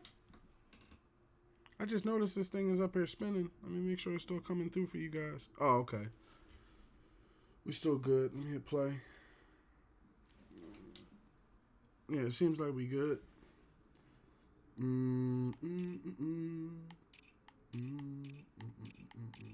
Yeah, Tuitt will play it nice. His power, his push, everything like that. I noticed the rush. This is the thing about the rush. Our rush left end isn't really... Well, Tuitt plays at a 90, and then the rush right end is an 80. Josh Allen will play at 81, so we really do have the best person out there to put the rush on the field. And then the defensive tackle... Yeah, we got the best on the field. Sub linebacker. Yep, we ready. We ready. Okay, now we ready. Now we ready. Okay, play season game. So now we can go through the... Yo, I literally didn't know Trayvon Smith was a Cowboy until I came into the... Until I came in... Oh, I was about to mess up too. I didn't even set the playbooks. I didn't even know he was a Cowboy until I came into the window and I saw him wearing the jersey. And I'm like, oh, hell no. You out of here. That's your ticket. I think... And you know the wild part about it? I think I signed him in the offseason. Like, I worked a contract out for him in the offseason, so I will. All right, they got the red. Red will work better on the field. Okay. Oh, we were a 91. We're a 90 now. Who did we trade? The left tackle. So, you know, if we went down a point in people's eyes, whatever. So, running from the top, I have Najee Harris, Superstar X Factor halfback. They have Chris Godwin, Superstar X Factor wide receiver. I have Devontae Smith, the Slim Reaper, Superstar X Factor wide receiver, the Slim Reaper, excuse me. Miles Jack, Superstar X Factor middle linebacker. Stephon Gilmore, Superstar X Factor cornerback. They have Mike Evans, Superstar X Factor wide receiver. I have Xavier Howard, Superstar X Factor cornerback. Jamal Daniels, Superstar X Factor strong safety. Edward Abraham, Superstar X Factor wide receiver. Fletcher Cox, Superstar X Factor defensive tackle. Darius Big Play Slade Jr., Superstar X Factor cornerback. Aaron Rodgers, Superstar X Factor quarterback. Glenn Charles, Superstar X Factor wide receiver. Levante David, Superstar X Factor middle linebacker. Myself, Salt Aries, Superstar cornerback. I have Vita Vea, Superstar defensive tackle. They have Tristan Wirfs, Superstar right tackle. Alan Marpet, Superstar left guard. They have Devin White, Superstar middle linebacker. I have Josh Allen, Superstar right outside linebacker. They have Shaquille Barrett, Superstar left outside linebacker. They have Antonio Winfield Jr., Superstar free safety. I have Jalen Waddle, Superstar wide receiver.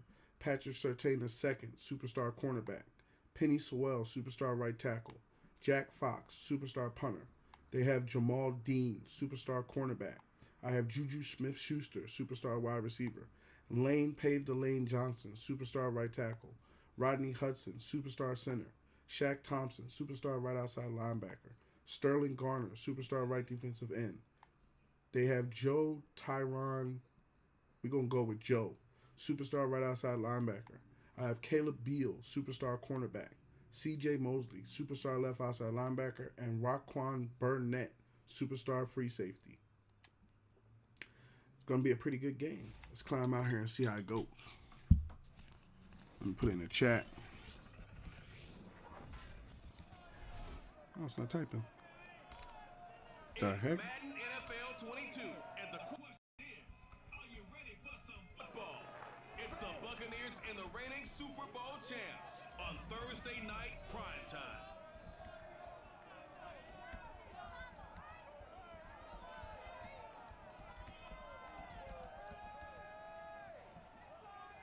It's the NFL on EA Sports as you take a look there at Lincoln Financial Field in Philadelphia, PA. Just a short time ago, these Philly fans in full roar. That's right. We started the season off. Two-time champions, brother. Back to back. Eagles will match up with the Tampa Bay Buccaneers.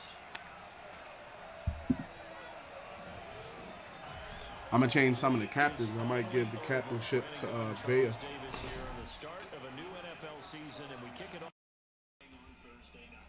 What's interesting about these Thursday night games is oftentimes we hear people say, is it really fair for players to play on Thursday night? But Is it? from both of these teams going into this one? How excited they were to have the spotlight on their teams, their franchises, the rest of the league watching. They got a new quarterback, some dude named Van Buren.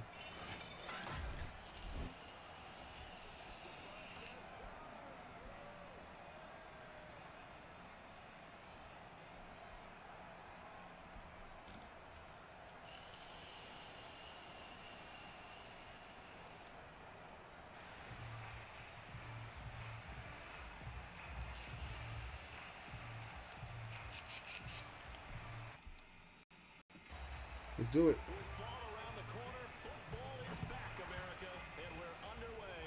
Dang, this straight kicked that one into the stands. And this will not be returnable. It's out of the back of the end zone for a touchback. So now here comes the Eagles. The heck? As they get ready to take over. Hold on real quick. At a glance I'm noticing a stutter on the playback. under center, their 6'4" quarterback. Enjoyed in preparing for this game was talking not just with the coaching staff. The hell? And I found it interesting. We got a little. I think. Let me check and see if this is just on the internet version. Let me see what it's looking like on the. Let me see what it's looking like on the home page. Homepage a little glittery too, a little jittery too. What the fuck? How long has this been going on? Stream been having issues. Let me see something. Let me see what this says. See what these notifications are. So the notifications are saying that dropped frames detected 49%, 26%. So it's dropping frames, which I don't know why. I don't know why it would do that. But it's been dropping frames a lot, and that's what's been causing some of the issues. So hopefully it sorts itself out during the stream. I'll keep an eye on it. The coaching staff sees him one Let's start it off strong. he sees himself an entirely different way. Yeah, one thing he said he's always working on. We know he's not bad at this, but his footwork always wants to improve that, and that's something. Oh, I got caught behind the lineman. So funny what the offensive coordinator say right off the top. He's got great footwork. Love his footwork. So this guy is never satisfied. At the end of all that hitting and hollering, it was a 4-yard run, so the offense is going to go back down and feel pretty good about themselves. Defensively, you have to feel okay because you didn't let it turn into a bigger run, but the goal, shut it down for 2 yards or less. That's when you start to feel good about yourselves. 2nd and 6. Oh, they shifting. Hold on. Go get him, y'all. Start it off strong. Go get him. They're going to look to throw. Flush to his right. Good catch. Jalen Water. And they nearly get this all the way to midfield. Good catch. The 49. Little glimpse of his athleticism there and what they're going to have to deal with. He can use his legs to dance around back behind the line of scrimmage and beyond the line of scrimmage. And wouldn't you love to get a copy of their defensive scouting report going into the week? Because that's been stressed the whole time. Keep him bottled up. Keep him in the pocket. But it's the first drive of the game and emotions are running high. Someone forgot that. Trying to make. They got 3-star linebackers back there. I see them. Ooh. A first down run, good for about 3. 2nd and 7 coming up. Well, that's just a pile of bodies there, and that's when you gotta find out who's the tough guy, right? Who can stand up and make a play? It's only a 3-yard run, but for both sides, they had to walk away from that feeling like, okay, I can stand up when the going gets tough in here. Harris going to get it again on 2nd down. Oh, if he did not get my foot, bro. If he did not get my foot. Oh, hold on. We have our first person. That has to go. Sorry. I have to take this time and deal with this. Give me 1 second. Okay, and sorry to say, you are now blocked on.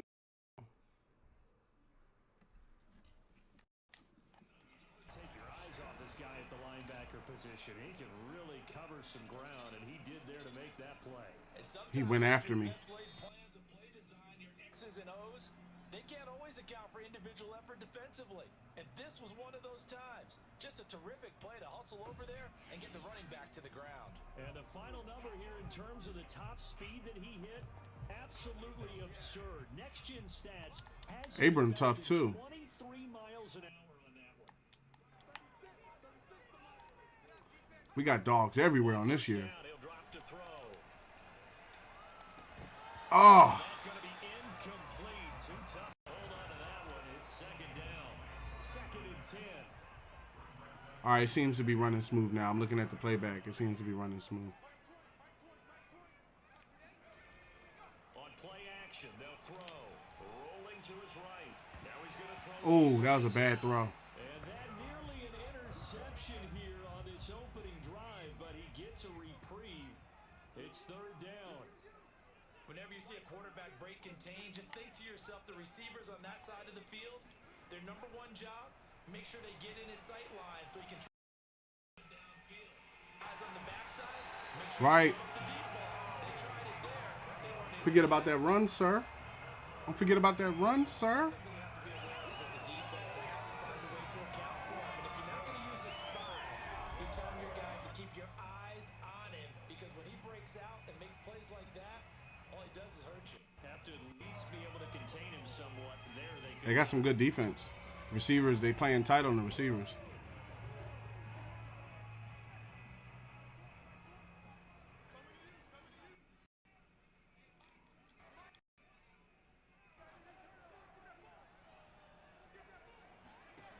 They'll look to throw here on 1st down. This will be caught. It's Good catch, Waddle. They do get him down, but not before he's able to slip it inside the 5. Great catch. Great catch. This is shaping up to be a really nice-looking drive to get the season underway here. And how long do you think that they actually have been plotting this drive? I'm talking about the coaching staff, right? They've been thinking about this for a while now, and I think they're executing it even better than what they expected. 1st and goal, a good chance for our first touchdown of the new season. Harris.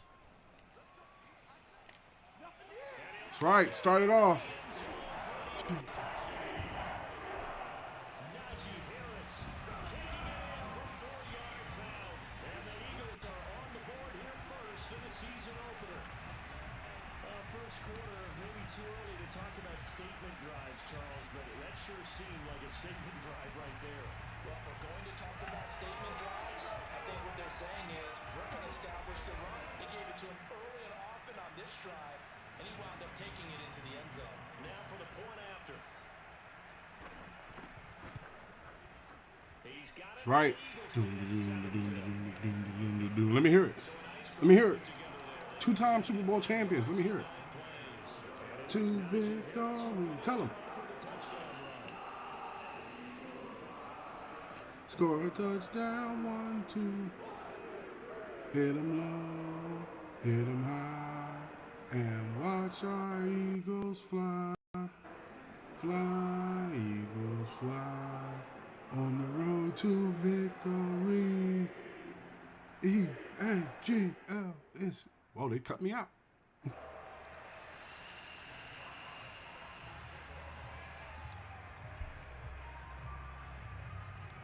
All right, now it's time to see the new defense in action. The wide receivers was tough, man. They run up and send this one away. Oh, shit. This will be fielded inside the 5. Hit him. And good coverage there on special teams as they'll get him down shy of the 20. So out come the Bucs now for their first drive. It's the rookie they got after Tom Brady, Van Buren. 6-6. Joey Van Buren. And this could be a whole lot of fun because if his game plan goes into effect early, we're going to see some shots downfield, aren't we? What did he talk to us about? Stretching the field. 3 wide receivers. Things up for not just his receivers. Cover for a drop. We got the men. The front page of the sports section. Go after him, Vita. Right, possible air raid. So we'll see. Yeah, it's going to be interesting to see how the coaches view that, right? Who gave away the game plan? I think it's pretty obvious that that'll help them win. And now the drive starts. with Sit a down, shot boy. To the right. And he's stopped at the 25 after a gain of 5. Now, Charles, All right, what's the you can't keep mindset playing of the back. offense? He gave up the touchdown pretty quickly. Would it have changed if you had gotten a stop and it would be 0-0 right now, or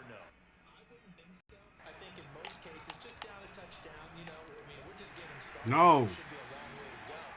You think to yourself, stick with the game plan. Two tight ends, bring the storm. See how they line up. Teams that when they get down, Oh, no, they're going down the field. is to aggressively strike back. And let's see if they want to get outside of the game plan we expect. I exposed that person by not lining up correctly. I should have called the timeout. Bastards. I know at the end of games, coaches always tell us that no one play won or lost a game.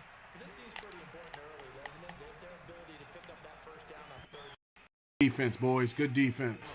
After the touchdown on the other side, how will you respond? We talk about that a lot. We got the men up front. Give up a lot of momentum. You get down 2 scores, could be an entirely different game. So they've got a nice drive going now. They're in good shape. Don't let him get Interesting to me. mother. Oh, this is taken in. It's complete. That's what they gonna be going down the field. I gotta. Oh my God! I can't believe he got that. He outran Gilmore. Let's see it.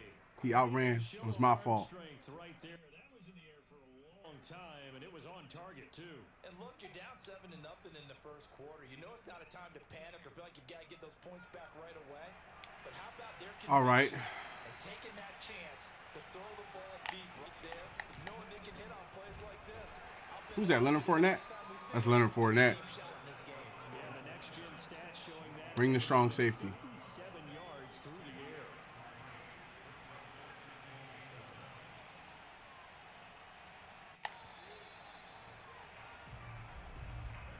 After one, 7-0 on EA Sports. Second quarter now, and it's Buccaneer football as they've got it 2nd and 7. Bring the strong safety.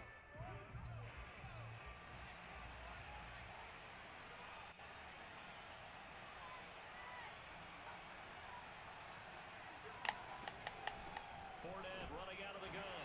The tackle. Get this from the 8 to the 5. Pick up a 3. Brandon, all things considered, they have to feel pretty good about getting that type of a gain, considering the blitz that they just had against them. Back to throw here.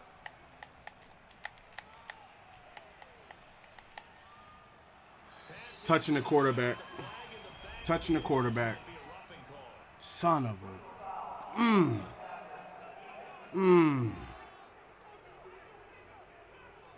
So instead of forcing the field goal, it'll be 1st and goal. Yeah, the force was trying to make something happen that just didn't need to, right? I mean, plays happen, let it go. It's over. Instead, it creates a penalty. Fournette Good tackle. going anywhere. He'll be hit and dropped for no gain at the 2-yard line. Cover 6. Nothing on that one. It'll be 2nd down.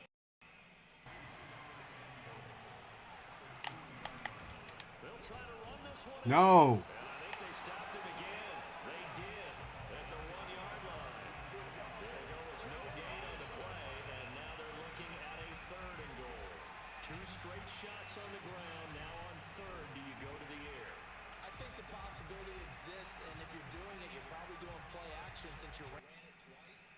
But I often think that 2nd down is a time you go play action. Throw the ball. I say commit to the run and think about it being 4 down. Free fire. Cover the line, but cover the back. Think about it right now in this season opener. It's 3rd and goal. Meet him at the line. That's right. That's right, baby. That's what I'm talking about. Loss of 3 to bring up 4. That's right. Vita Vea, get him stat. Defensively, speed, strength, quickness, he's the whole package. And that package just wrapped up the runner for a loss.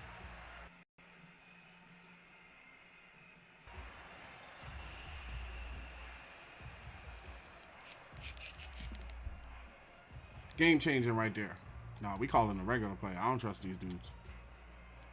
And now the Tampa Bay field goal unit comes out here. This a fairly straightforward 22-yard short attempt. And his kick Held him to a field goal. Should have never got that, but I wasn't playing the deep ball the way I should have been. I will be now. That if maybe they were a yard closer, that would have made their decision tougher, and I think they likely would have gone for it. But in this situation, they just decided to take the 3. Oh. I think it was a smart move. able to get this out to the 25.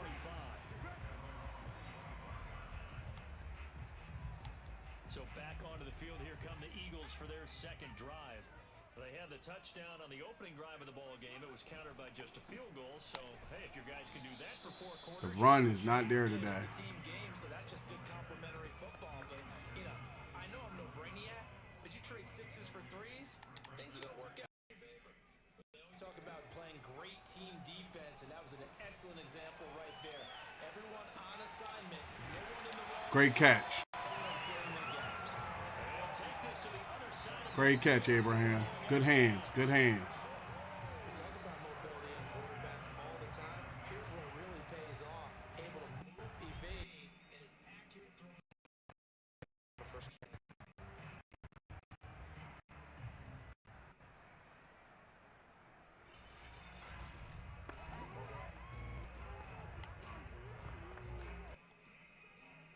So from Buccaneer territory now, it's 1st and 10 at the 49-yard line. They'll look to throw. Forced out to his left. That's caught. Waddle on the left side. And he's going to get this down near the 30-yard line. They go play action here on 1st down. Sliding out of the pocket. Now he'll Touchdown. Dallas got it.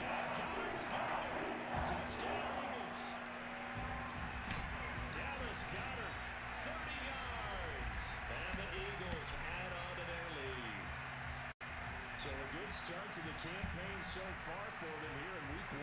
Yeah, all the things that you dreamed about in April. Good throw, man. That was almost in. In July and August, getting ready for this game.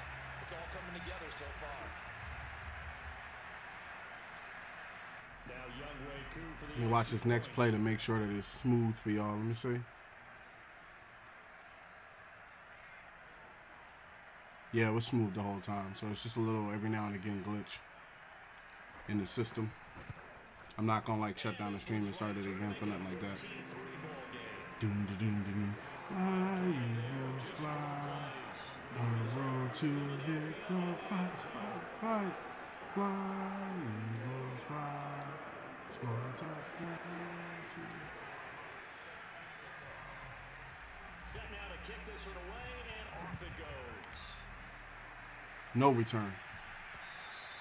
And they will not get a chance to return this one as it's through the end zone for a touchback. Tampa Bay, they're getting ready to set up shop here for their second drive. They finished off their opening drive of the campaign with a field goal on the last drive.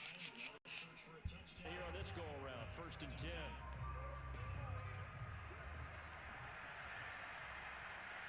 Guard that top ball, y'all. They'll try and start this drive in the air. Get to him. And that is incomplete here. To this point, I've been impressed with the work defensively. They have not allowed a lot of receivers to run free. And there's another example, another incompletion. On 2nd down, here's Fournette. Great tackle, Gardner. Non-existent in this first half as they'll stop him behind. That's right. Great tackle, Gardner. And now 3rd and 12. The running lanes have definitely not been there for him here in the first half, and I don't think it's all been his fault. His offensive line hasn't given him much space. A loss results there.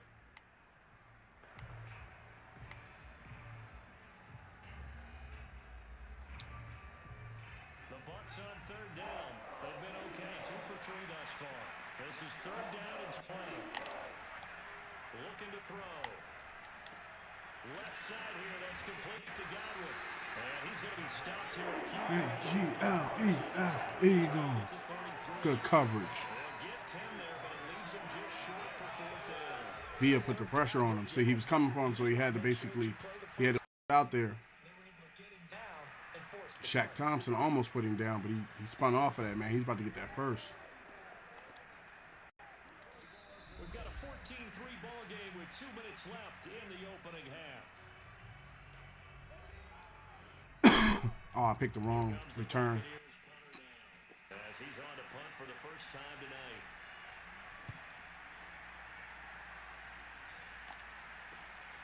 Fielded just inside the 30. 35 yards that time on the punt. And the Eagles will have it taking over 1st and 10. Now here's the signal caller getting ready to lead this this offense again. He's played a pretty clean first half, a touchdown, no interceptions.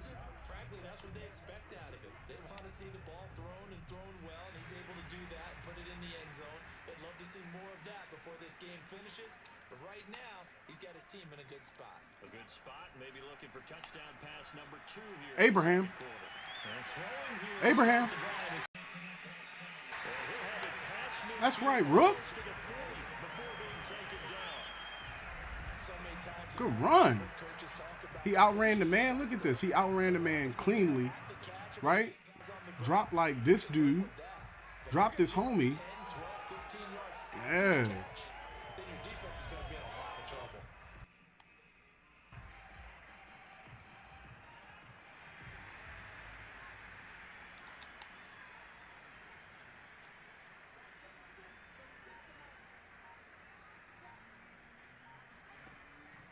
First down, he'll drop to throw it. Flushed out right. And this turns into a nice game. Penny Sewell is down. No.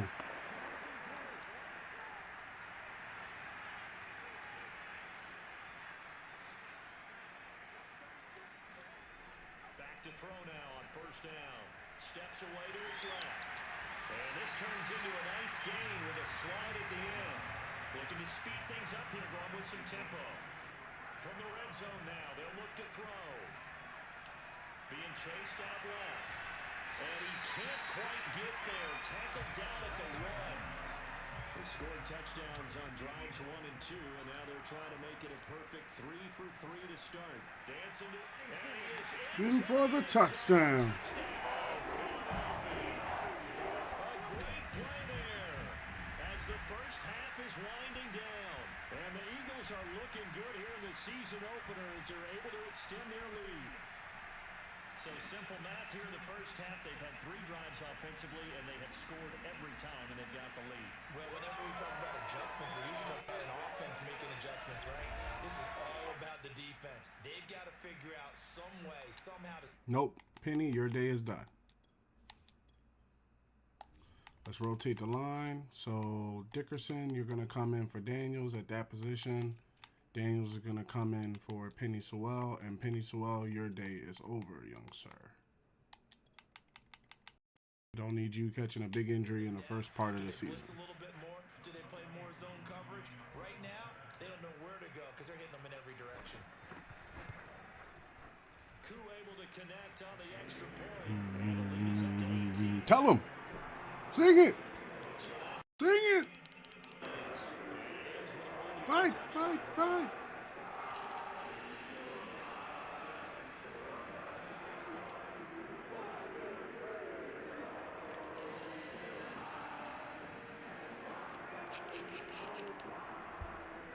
Fly, Eagles, fly on the road to victory. E-L-E-S-E-S. No, you out here playing, boy. So not much time to speak of remaining in this first half as the kick's away. And this will be a touchback as that sails over the end line. One more drive here for the Buccaneer offense in this first half. And we'll see what they want to do. Just 20 seconds remaining here before the half. You ain't about to dip me going down there. They'll indeed try to run it out as they start on the ground. And he'll just push his way forward for a few as the clock will run. Give him 3 on first down. It'll set up a 2nd and 7. So we have reached halftime. Let's see what's going on around the league. As we'll get you down the coast to Orlando for Jonathan Coachman at REA Sports Halftime Report. Coach. All right, Brandon, good to get another season. Coach. Get back to you guys for the second half of the season opener. But first, let's take a look at what's Ain't nobody playing yet. I think we were the early morning game. Of the NFL season. In the 1 o'clock games, the one that catches the eye happens in Big D at AT&T Stadium. A tough test for the Cowboys as they'll be forced to reckon. They still trying to trade Dak Prescott, and they got Kyler Murray. Then in the 4 Eastern window, it'll be a later than usual start in Cincinnati, where it'll be the Bengals taking on the Washington football team. And finally, on Monday Night Football, should be a good one there between the Carolina Panthers and the New Orleans Saints.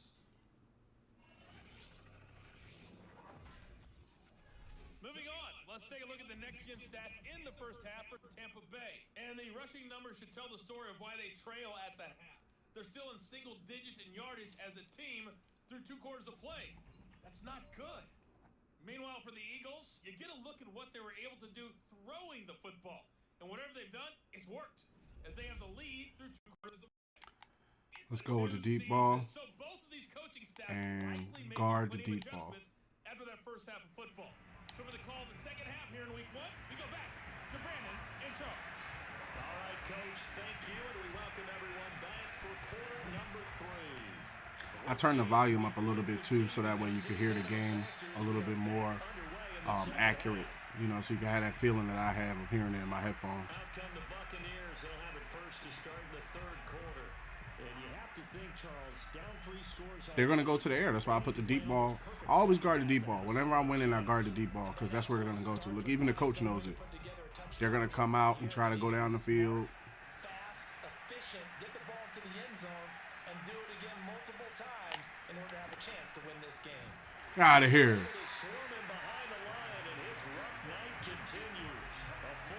Great tackle, Garner. It's going to make second down pretty tough. This defense is just flat getting after it. They've not given up much of anything in the run game. Case in point right there.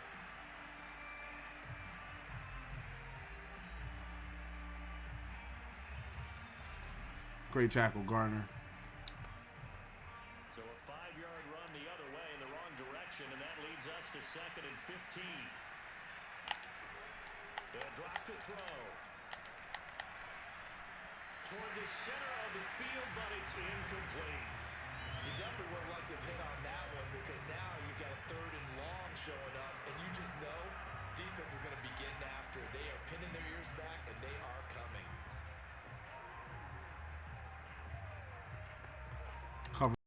Show 2. This offense in desperate need of a conversion as they come up on 3rd down. They'll look to throw.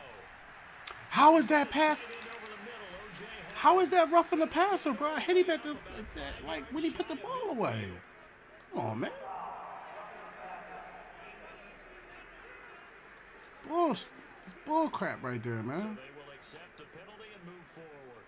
A bad time for a roughing penalty, and they get the gift of a 1st and 10. They'll set up the throw. Looking downfield for Godwin. Good defense, Gilmore. I'm sure this isn't a novel thought, but maybe run some simpler routes instead of trying to get it all back in one shot. Defense certainly appears to be ready for them. Try and get it back little by little instead of in big chunks. Now a man open down the middle of the field, and they're able to get this one past the 30 down to the 25. Well, we talk all the time about playing situational football, and right now I think the scoreboard is dictating what they need to do. Where they are in this game, they've got to push the ball downfield, take their shots, try and get... Fletcher Cox. That's right. Now we're going to get a timeout. Here's we've got an injured Buccaneer. Hate to see this. Week 1 of the season. We'll be back. Oh, he going to back with a wrist injury.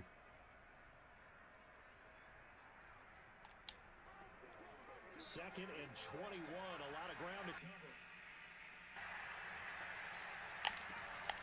They'll look to throw.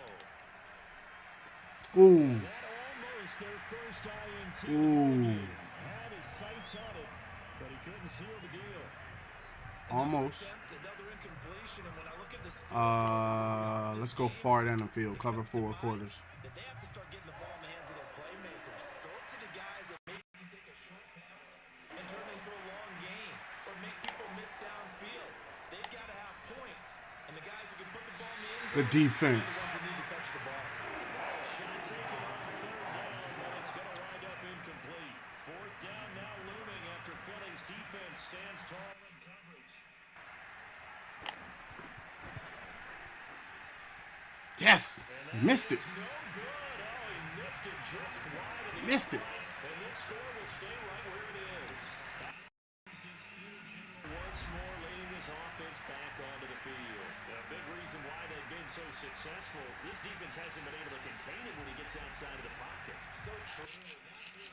Difficult because defensively you can have a game plan and try to count for all the things you've seen on tape. The way that their plays, even his running. But when it's a play where you just can't really say, okay, that's how the play's supposed to go, what they call broken plays, that's when the X and O doesn't work. That's when their Jimmy is better than your Joe. Here's 2nd and 10. They hand this off to Harris. Good run. This down to the 40-yard line, tackled there. Something to watch here in week 1 of the season, tackle it. Because you and I both know that in the preseason, That was a good run, Najee. They didn't have help. That was a touchdown.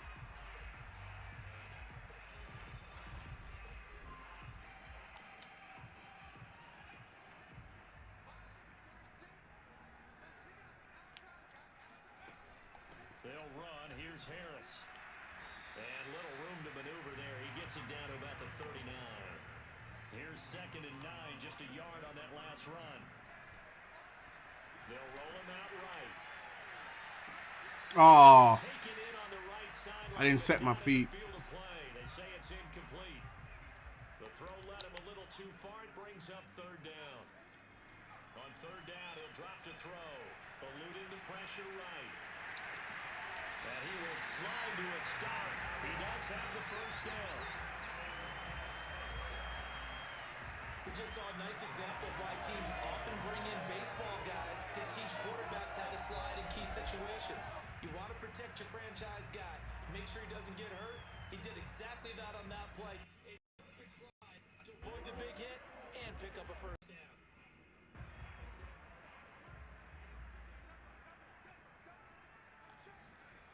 They'll look to throw now on 1st down. Got a man over the middle. And it's Great catch, Abraham. And they do get him down, but not before he's able to slip it inside the 5-yard line. And while we may be looking at the scoreboard, this offense certainly is not, because they're showing no signs of backing down, even with a 3-score lead here in the 3rd quarter. I think they keep taking their shots. They've seen blown leads happen throughout this league. They don't want to fall victim to it themselves. This offense continues to be a hot knife through butter. 3 drives, 3 scores, and knocking on the door again on drive number 4. Escaping the pressure right. Waddle. Touchdown! Jalen Waddle there to make the grab. And the Eagles have...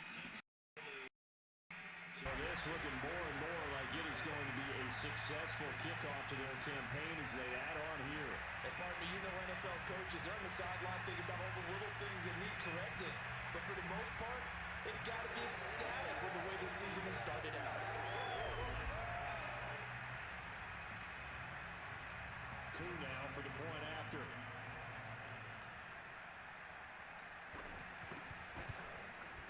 And they open the lead up now to 25 points. Tell them who they're playing. Let them know.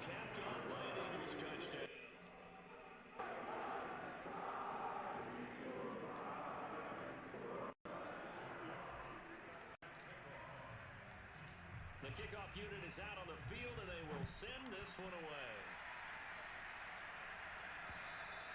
And that'll carry over the back line of the end zone for a touchback. Here comes the Tampa Bay offense now heading back out onto the field. And they had compiled a pretty long drive last time. Unfortunately, though, it ended with no points after the missed field goal. And that can hurt the psyche of the team, because as they drove downfield, Got him.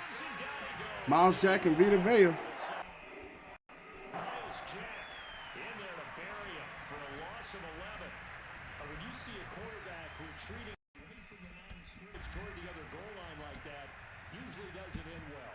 you're exactly right about that. Normally, if they're moving from side to side, they've got a chance maybe to get back upfield. He was trying to shake defenders and extend the play, but it doesn't work out very well for them at all. You need those extra yards on the other side of the line of scrimmage. Now you're digging a hole for your I'm glad I called a deep play, because I was about to call it. Oh. On 2nd down, Bradshaw. And he'll use his blockers to get this up over the 20 to the 21. It's a gain of 7 on the carry, but they'll need to double that here. It's 3rd and 14. That was a good run, probably right on the edge of breaking into something really big. So the defensive guys right now are talking about, okay, what can we do to slow him down before he truly gets started? Now on 3rd and long, they'll look to throw. And that will be incomplete. How about some applause for the defense there? They forced him to throw that one into coverage, and just like that, they're staring at a 4th down. Well done. On is the punt team now as this one's sent away. 31 yards on the punt there.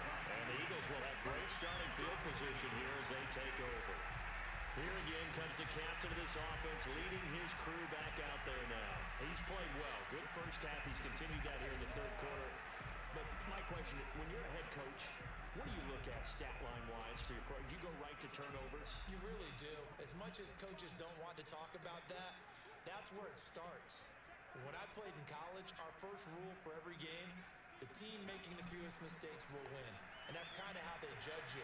Do you take care of the ball, not turn it over, keep it in the proper hands, and give your team a chance to win? That's what he's done here in this one so far. So 1st and 10, and if they score on this drive, might have to start digging in our second half blowout material. He'll buy some time right. And he'll go out of bounds in the red zone just inside the 20. Nice work to get 7 out of that, and it's 2nd down. Well, he's proven real effective running the football. No one open, don't force it. Just give. 1 second.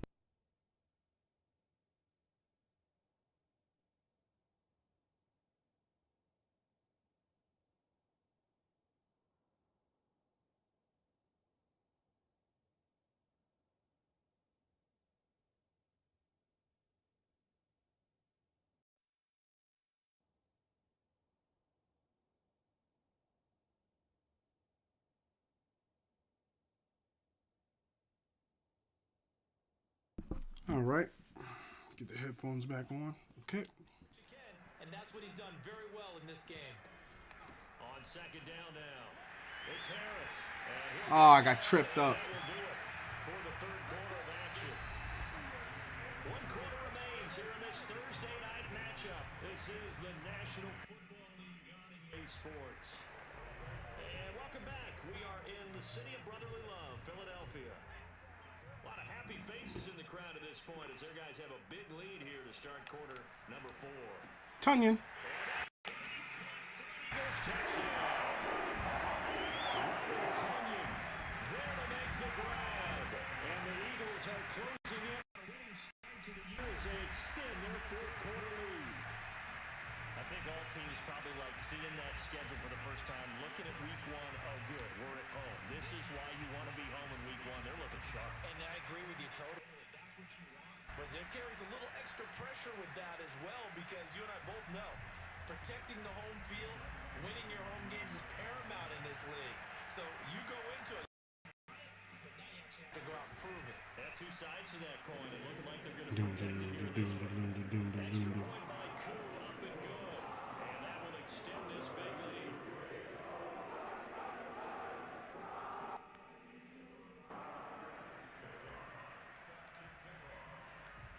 The kickoff team on the field now as they will send this one away. This will be fielded inside the 5. Ooh, try to put the truck stick on. The football right at the 20-yard line. I thought somebody was talking to me. I just heard this. The other earphone was like, I can't hear you. This is not the way that they had hoped to open this season. Thoroughly outplayed here in front of the national audience.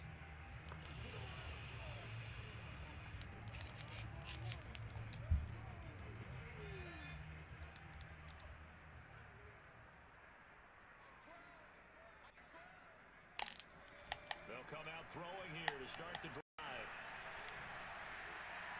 Looking left sideline, incomplete. At this point, down big, you'd have to imagine this defense are just going to sit back, blanket the field as best they can. Yeah, this is actually the easy part of the game for them because, just as you noted, they can sit back, keep everything in front of them. But they blanketed the field. That's not a catch. Using a variety of coverages. Another throw on 2nd down, and this one incomplete as well. At this point in the game, they've got to continue to try anything they can. They're still working at it, even though this one feels like a lost cause. The The Bucs on third down. 3 for 7 so far in this game. This is 3rd and 10. They'll look to throw here. That's right. To it with the sack.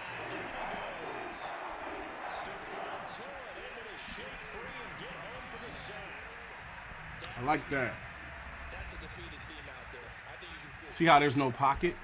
That's because we're getting so much pressure from the line. He doesn't have a pocket. You have to have like superstars and stars to match up against my stars and superstars that are on the line, and they don't have it. That's one of the things that I learned. If you can have a stronger defensive line, there is no pocket. So he's on to punt it away.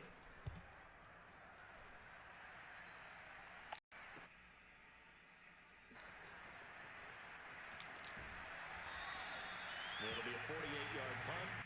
5 there on the return. And out will come the offense as they take over. Here's the Philadelphia offensive unit now as they head out to take over possession. And this is really the start to the season that you're hoping for if you're a coach or a player. They've got the big lead here in the 4th quarter, and now can really take some time off the clock. And they'll get him down as he's inside the 40. Still throwing the football here, even with the big lead. Yeah, I know you and I came up with a different era. We think about sportsmanship and all that.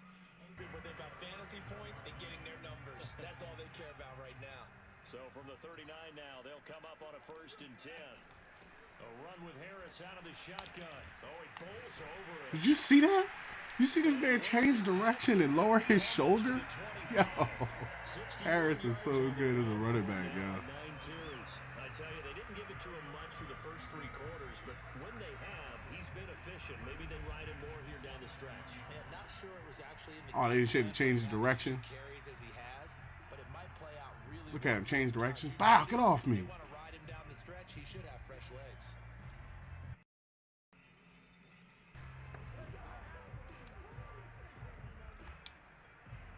Back-to-back good plays have him on the move on 1st down. They'll run with Harris. And he'll get it down this time to the 17. And they're going to speed things up here.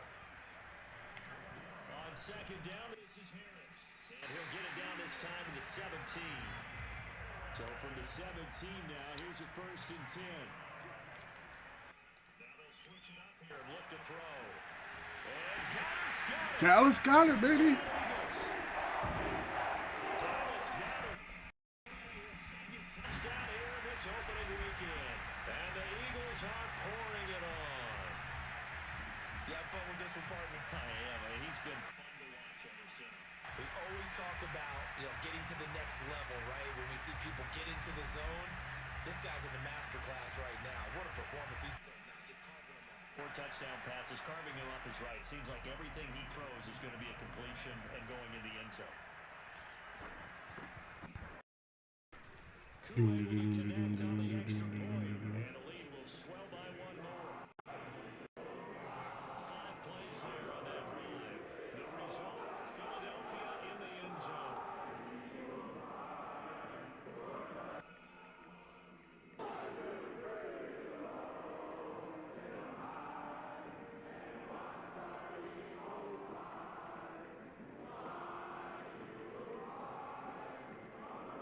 To victory.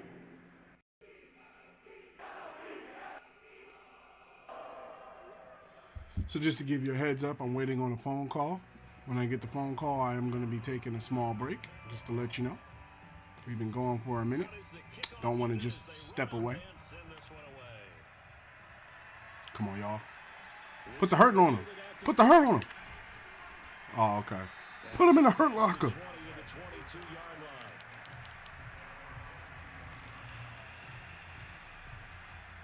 Back now comes Tampa Bay. And they knew coming in that this would be a tough place to go in and win a season opener. But this has just been a performance, to be frank, not to be proud of here as they trail big in this 4th quarter. They're going to the air.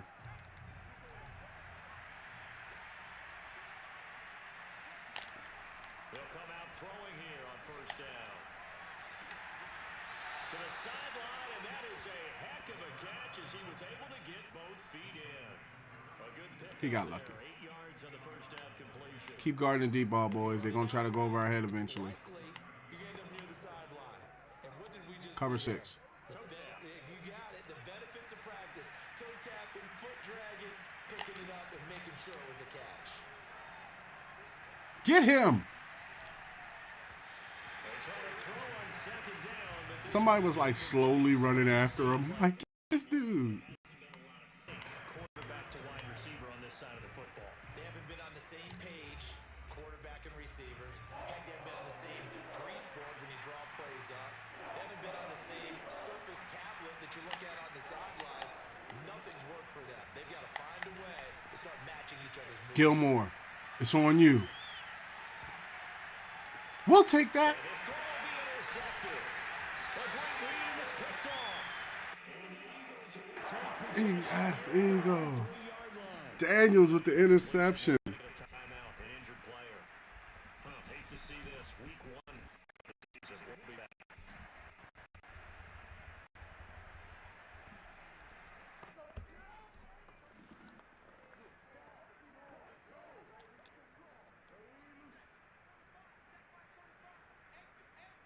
Oh no, this is gonna be a straight run right here.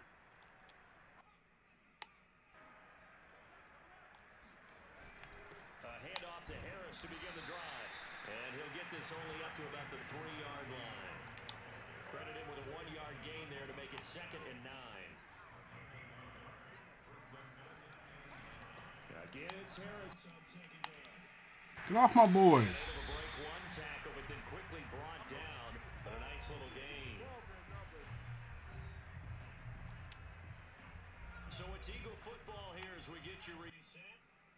A 3rd down now as they look for one more 1st down to help salt this one away. And he'll be taken down, but not before he gets this football out shy of the 30 to the 29. That one looks like he'll throw here. Rolling to his right. I'd be like, guard that dude. But he takes it up to the 40. And not totally home free yet, but it's looking good as they come up 1st and 10. Buying time to his left. And he'll take this to the other side of midfield before going out of bounds. He's starting to fall into the category of not fair. Because when he's on target throwing the ball, he's dangerous. When you add in his ability to make plays with his feet, almost impossible. Yeah, exactly. They've had trouble stopping him in the secondary. This time they got the great coverage. Oh, he can run too. All runs on this drive so far. 1st and 10.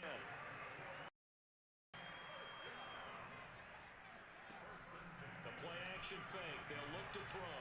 Sliding out of the pocket. He lets this one Waddle. fly toward the back of the end Waddle. zone. And this will be called. And the carnage continues. It's another touchdown.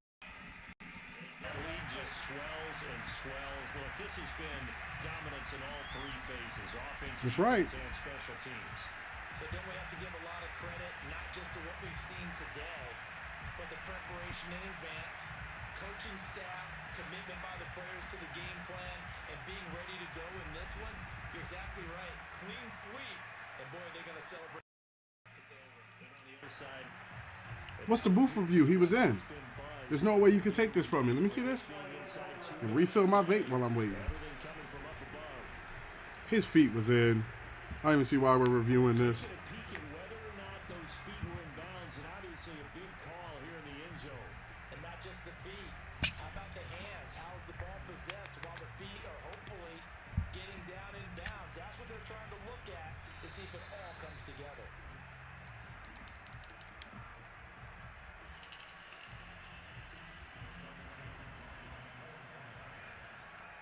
So they called it a touchdown originally, and this will stay a touchdown after the video review, so they had it right.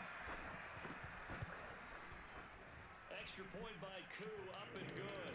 And that will extend this big lead. So that lines up a 7-point run.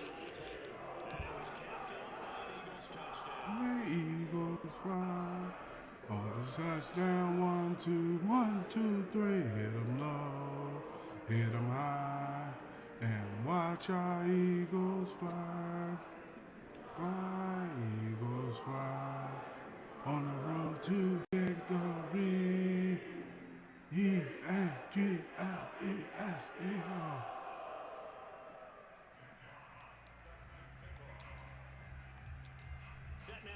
this one away, and off it goes.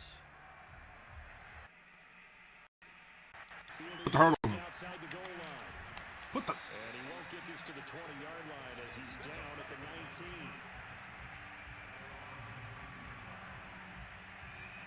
Here comes the Tampa Bay offense now. Play back. Out onto the field. Let's just be frank. They're playing for pride at this point. that's all that's left because victory, not a chance now. And I can't wait to see how they actually go about doing it because there are a lot of people watching the body language of the guys on the field now. And if they call plays they want executed, they need to do that and do it really well. They're going to go have people run deep and keep throwing it short. I see a lot of teams do this. Go deep, throw it short. On first down, he'll drop to throw. We'll take that. And that is intercepted on the sideline. Wait, no. Ah. It was caught out of bounds. Ah. So this is just an incompletion here. Now, the trials and tribulations of being a quarterback in this league, it's tough. It's got to be wearing on him out there. Well, he has been sacked a number of times. He had an interception, so I'm going to give him a skosh of credit for hanging in there and trying to make something happen. Despite the amount of I want to show you something that I noticed last year, and it is working the same way. Let me show you on the instant replay, right? So I'm playing defensive tackle right here, right? I always play defensive tackle. What I noticed is this guy and either, this guy or this guy for the center helps him in the middle, right? So what I started doing was making both of these guys engage me. So you see how I'm fighting both of them, right? Now what happens is Miles Jack gets a free lane directly to the quarterback. From now on, when I go to get double teamed, I'm going to be looking to like hold him up so that way he can get through, you know. Just a little bit of some Madden knowledge there for everybody starting it up.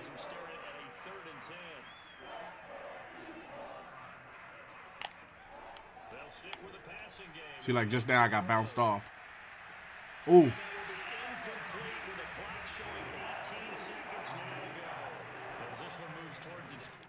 1 minute.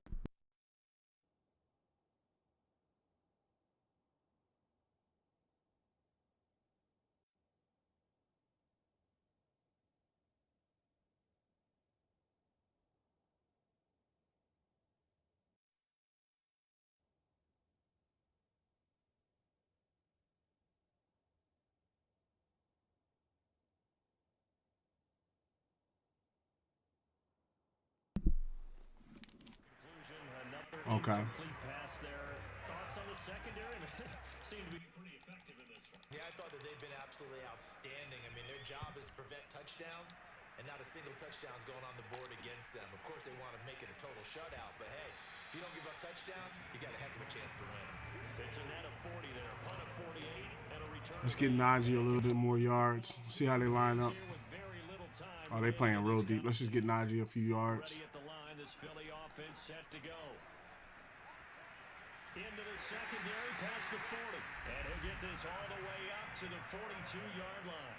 Now we'll get whistles, and they signaled for a timeout. Not sure I see the logic in this, but we'll get a stoppage anyway with 5 seconds remaining. One play has him up past the 40 already, and another 1st and 10. Harris. Oh, he went for my legs. Territory just across midfield at the 40. It's cool. L-E-S Eagles. It's good for them to get that first game under their belts. For you and I, that first Thursday night game also good for us to get that under our belts, wasn't it? It was no longer preseason. We were into the regular season, the first game of the year. And, you know, all eyes were watching this when everyone was excited that football was back. And it's just special. You could just feel it. It's so good to have the pigskin back out there. It'll be crisp fall weather before we know it. You got that right, but I love the build-up to it, right? All day long anticipating it, and then we got here and we saw a game, the first game of the year. Let's keep going. So for the Eagles, they begin the new campaign with a victory here in front of the home crowd in the Thursday opener. And they'll get a few days to savor this one before they take on the Jacksonville Jaguars. Meanwhile, for the Bucs, they obviously fall to... Nobody care about the Bucs. Threw 5 touchdowns, had a rushing touchdown. Harris had a touchdown. Spreading the ball around, that was pretty good. Very good game, very good game. Started off well.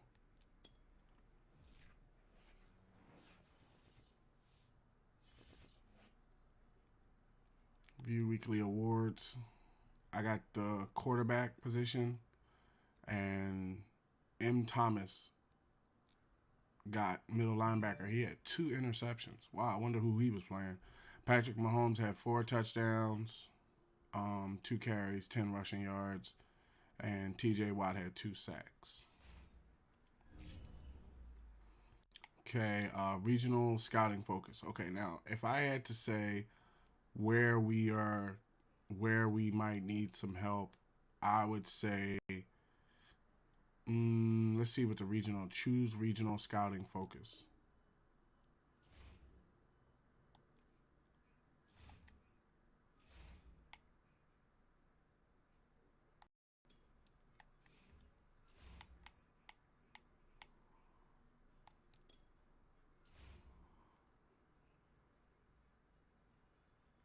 So the top 5 is going to be, quarterbacks, basically. A left tackle, left tackle's top 5, add him to the favorite. Right tackle, right guard. We don't need ends. Left tackle, guard, left tackle, right tackle.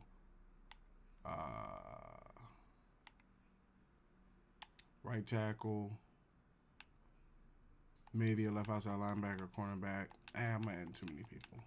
Let's wait till the combines come back.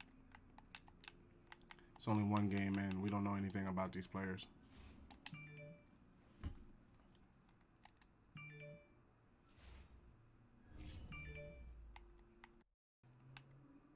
We got 21 points. The roster's moving pretty well. I wanted to take a look at these wide receivers because I wanted to see, because Abraham was playing very well, but his routes, I noticed they said his routes was down a bit. And then I wanted to see with G. Charles, what was his weakness. Okay, he doesn't really have that many weaknesses. Undisciplined penalty tendency. Okay, so both of them can really get in and get some work, get some reps. I'm going to change because Abraham was flying. So this is what we're going to do. We're going to change the lineup. We're going to put Abraham already up there. Look, Juju's up there. DJ Chark's up there, but Charles is already at 86. So they'll be on bench, and then we'll bring Charles in with Abraham. He'll run forward, and then DJ Chark and Juju will be behind him. I don't think we have any injuries. Let me check and make sure we don't have any injuries.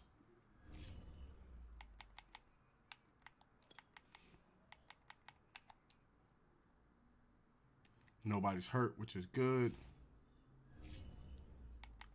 What was the other thing? The other thing was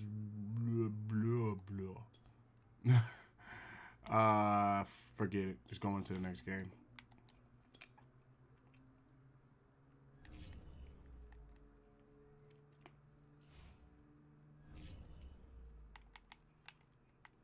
Upgrades.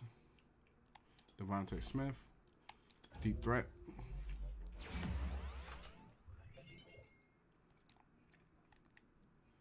Oh, the captains. I wanted to see who has what for the captainship, and if I wanted to change it around. So me, Devontae Smith, Stephon Gilmore, Fletcher Cox, Darius Slay. Yeah, nobody needs to be changed on that end. Everybody could just stay the caps they are. Okay, we don't have the points to buy the thing, and then next week is when we re-sign Najee. So that'll be week 3. Okay, let me put it in the chat.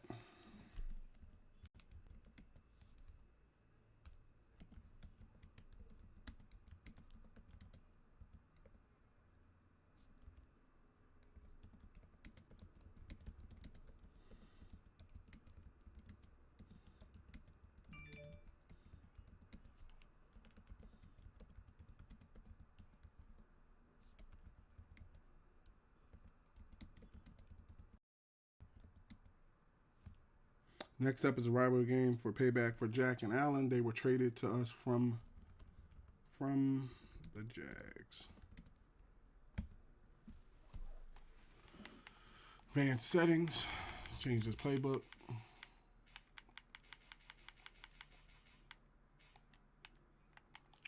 Uniforms. They don't really go that far back, so we'll just stick with the away.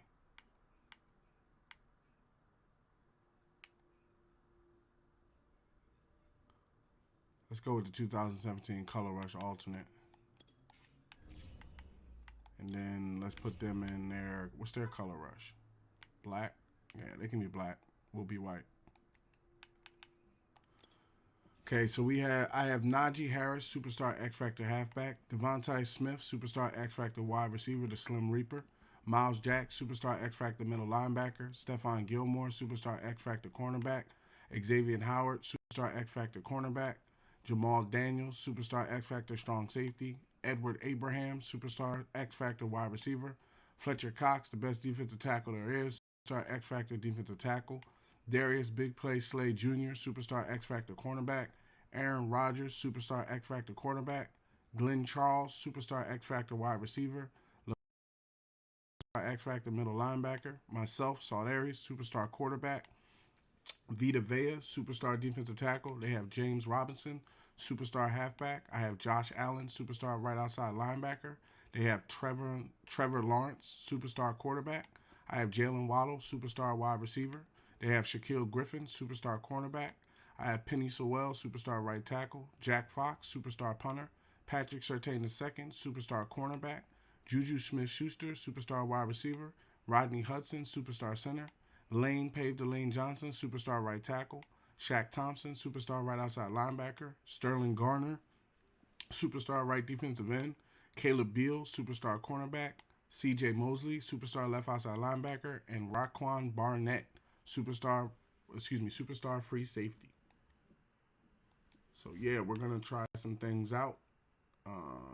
And, yeah, we're ready to go. I'm thinking about maybe taking Patrick out just to see how things will work. Look at Trevor Lawrence. Graphic. Sick. Look at that. And it comes your way next on Madden Football.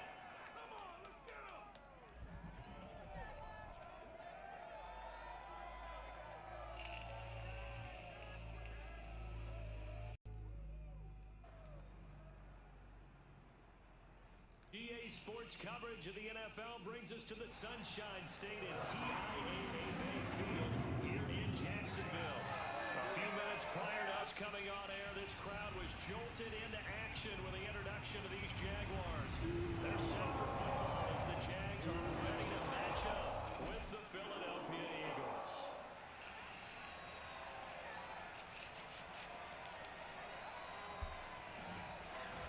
Alongside my broadcast partner, Charles Davis, I'm Brandon Gordon. And CD, this is a passing league. I don't think you would argue that thought. But our ball game here features a couple of teams with strong offensive lines that really like to work the ground game. And you and I have both heard from different people in the league who are saying that it's becoming a little bit of a lost art in the NFL, the ability to run the football. And we've heard from defensive coordinators who tell us that they play the pass first. That's not something you normally hear. But these two Play the pass first because most people don't run like that. both ranked in the top 5 in terms of rushing yardage. I think they're both going to use those massive offensive lines. Oh, I got to open a window in here. It done got hot. Defenses.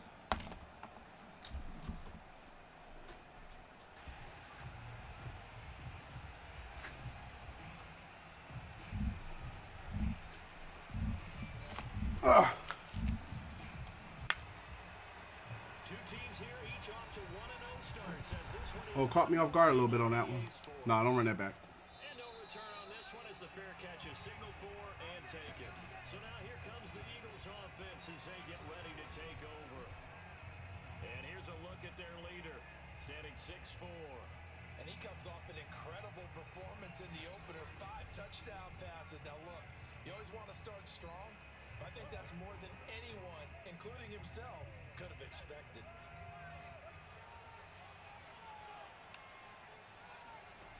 Now a play fake here on first down. Rolling to his left. This will be caught. It's Waddle. And he'll have it. Couldn't shake him. Good catch. Almost to the 40 before being taken down. A big connection on that one. 34 yards. It would appear these guys aren't fooling around. A big play on the second play from scrimmage. Well, last night at our meeting, you said you thought that they would test the secondary early, but I don't know if you meant it on the second play of the game. I thought you meant, as we get into it a little bit, they decide to just come right out swinging. So the big play gets him across midfield now for 1st and 10. Off the play fake, he'll look to throw. That is caught. It's the tight end Goddard. And they'll wind up getting this one all the way down inside the 20.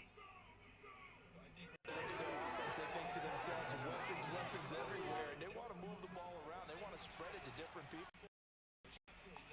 They want to get this man involved as well, and that's what they just did on that play.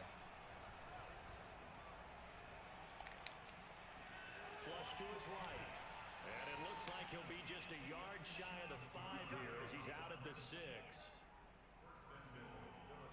I saw that line. I just ran. I was like, I'm not going to throw it. Wasn't there. Heck, his second read wasn't there. But he bought himself a little extra time scrambling out of the pocket, got to the sticks, and picked up the first down.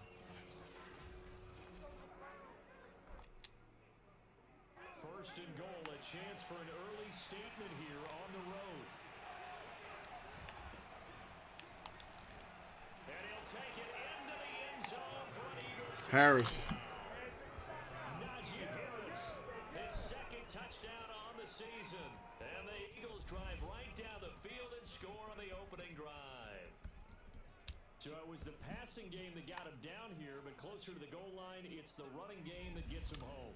Certainly Let me see appears that something. they lulled the defense into thinking that the passing game was going to be it the entire drive. Nice change up there going to the running game to get them over the goal line. Let me see if that's just coming from my tablet, or is that running like that on you guys' end? Point after try forthcoming.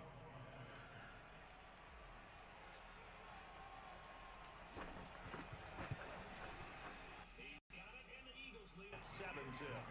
Fuck is going on with my The frames? drive summary, 4 plays, 75 yards. And it was Najee Harris who finished Yeah, that's something that, the with the frames. I think that's because it's dropping frames. I think it's like a signal thing.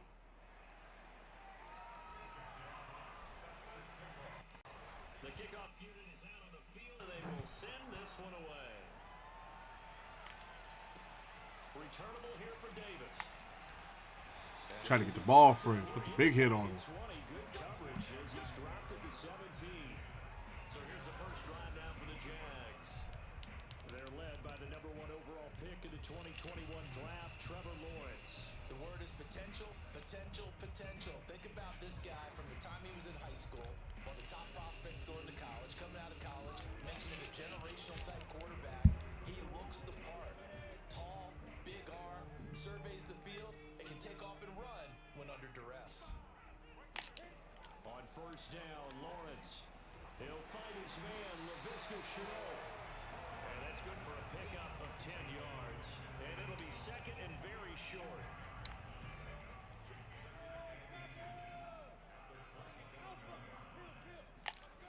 They go play action with Lawrence. Nowhere to go here. He lost the football. We'll take that. And it's picked up by the Eagles. And he's into the end zone. It's a fumble return. And an Eagle touchdown. They give some kudos to the defensive coordinator, I think, here. They bring the blitz, they dial it up, and it turns into 6 points for them. It's so nice to hear you actually give kudos to the defense. Nice. You're such an offensive guy like that. I love it. He dialed things up, and boy, a big play resulted for his guys. Well, you like the credit to the defense there, right, my friend? Yeah, do I ever? Coup for the extra point.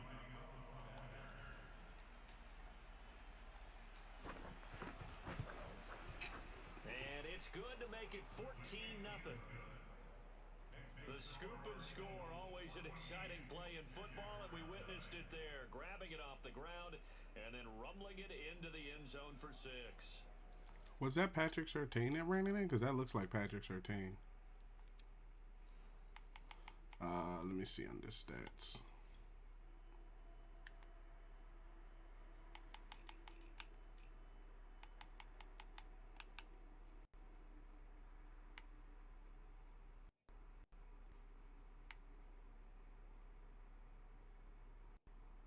Yep, that was Patrick Surtain with his heads up play. Man fighting for a contract this year. So here's the kickoff now as they'll get it again following that fumble return for a score. Returnable here for Davis. And no chance Yeah. as they'll get it down at about the 17-yard line. So time to see Jacksonville again on offense for the second time here in this game. They find themselves in a good-sized hole here, and a good-sized hole early on in this game. As they come up on first down.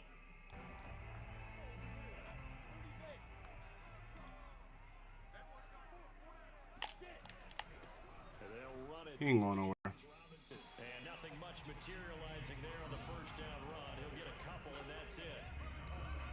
In a word, I would say productive. Finding the end zone 3 different times. Is it possible that you're really under? He ain't about to be running no 3 touchdowns on me, sir. Productive? What do you want? This guy had a nose for the end He was zone. good. Had a snootful, didn't he? How about that? Big time game. Here's Robinson again on second down. And he is met in his tracks behind the line of scrimmage. A yard in the wrong direction. I see you tackling Brown.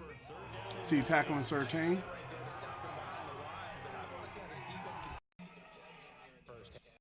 Yeah, we know. You know better than I. He has the ability to take over a game. So what do you do? Yeah, I think you have to make sure that you bottle him in at varying levels. Because if you crowd everyone to the line of scrimmage, if he breaks through, there's nothing but room to run. On third down, Lawrence. That one complete. He didn't get that. Seminole Auden Tate. And he'll get this up past the 25 before he's out of bounds. Great defense, Surtain. That completion, and that's going to make it fourth down. Now that's going to be a tough one to explain when they get together and watch the game film, isn't it? I mean, they had the right call, had the out route.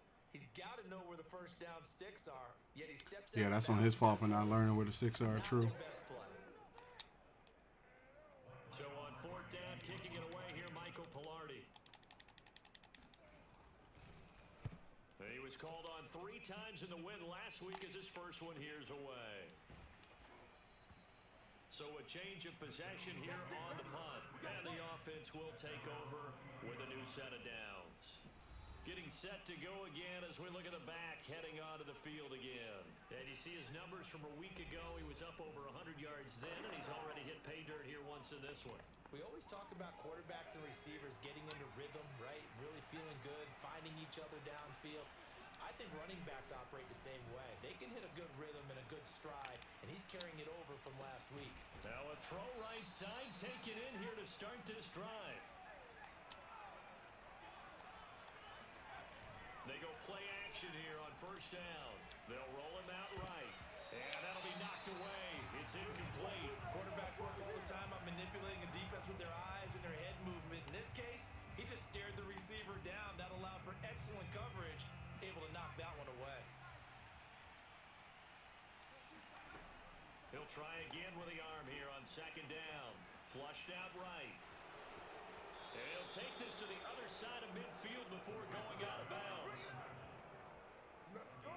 Man, defensively, that hurts. They got him out of his rhythm. They had him hemmed in, but somehow he was able to tuck it away and get away for a gain.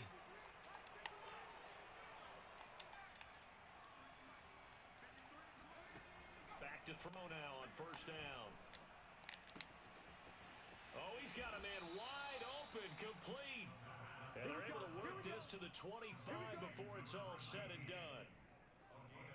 That was a nicely run slant route, and what the receiver's trying to do is make the defender think he's going upfield for a deeper route, and then breaks it off, usually after about 3 to 4 steps, and cuts towards the middle of the field. And now what he's trying to do is use his body to keep the defender away from the football and give the quarterback a really nice target.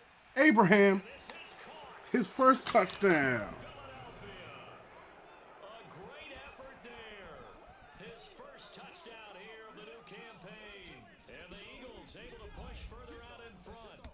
They scored the most points of anyone on opening weekend, and now first quarter touchdown here. And while there's no He went up, took the ball, everything you want to see in a receiver. are going to hold up and be the average all year long, they're certainly starting to set that type of a pace And what you do with that is you put in the heads of all of your opponents. We've got to really be ready on defense because these guys know how to put the ball in the end zone. You think they can keep piling on the points like this? I think they can if they're prepared to adjust and adapt because they won't see the same defenses week in and week out.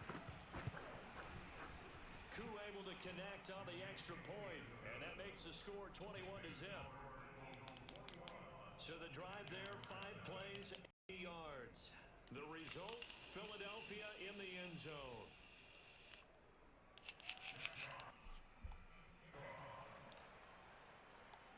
So how about this for a start? 21-0 here in the first as they kick this one away.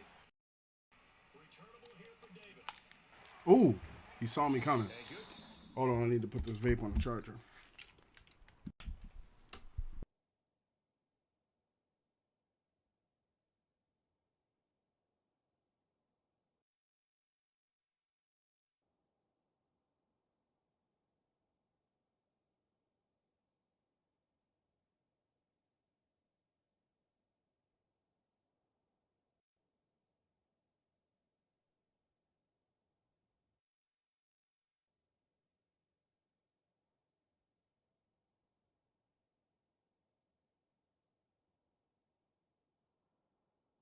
All right, back in the saddle.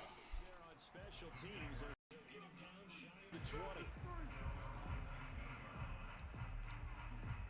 Out comes the Jacksonville offense as they get set to take over here. And some dangerous territory. Already down 3 scores. A 3 and out here, or an inability to put any points up. This one might be over by now. But you also have Good pressure, y'all. is calling every play for a big shot downfield. You know, thinking you're going to get all these points back on one drive. You're not. And last time I looked, it's still the first half.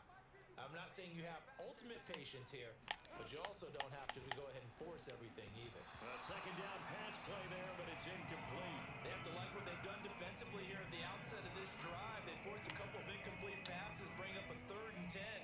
Don't be surprised to bring a little pressure on this snap.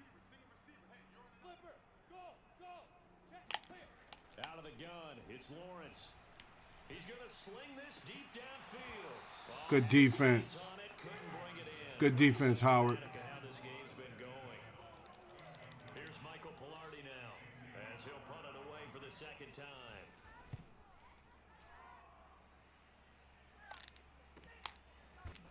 Ooh. And he'll be out of bounds across the 30-yard line.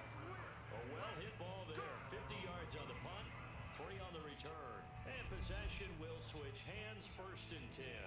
Now we get a peek at the captain of this offense heading back out.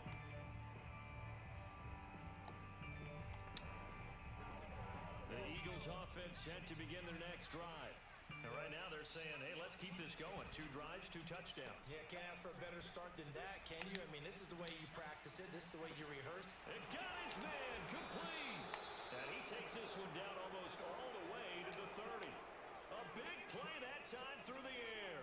37 yards.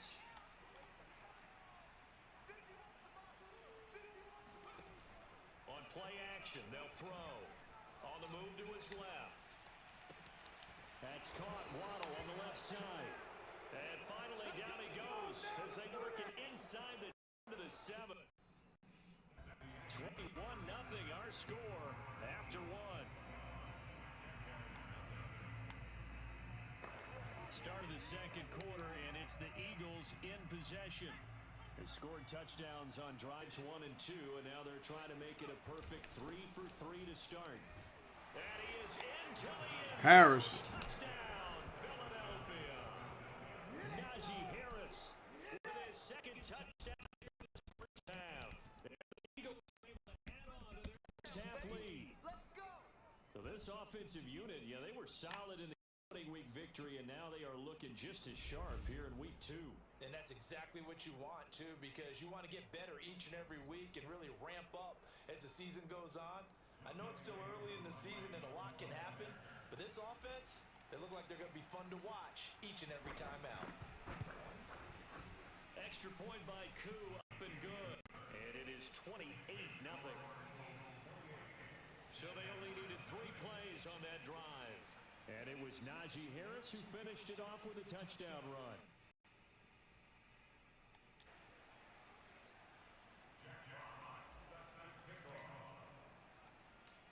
kickoff team on the field now as they will send this one away.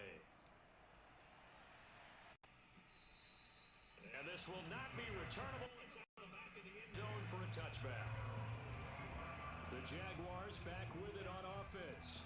Not only are they in search of their first score, they're in search of their first down in this ball game as they come up 1st and 10. Looking to throw, Lawrence. And he's got his man in stride, complete. And he's upended at the 33, following a good pickup of 8. I always laugh when people say, what's the toughest route to defend? And I'm like, especially if it's a good receiver, that makes things very difficult. But when you're running a drag route, something short, shallow, going through defenders, using guys almost as screens to get open, that makes things tough for guys trying to get to the Oh, I just gave him the middle. Holding. Marker on the field. So let's see about the call.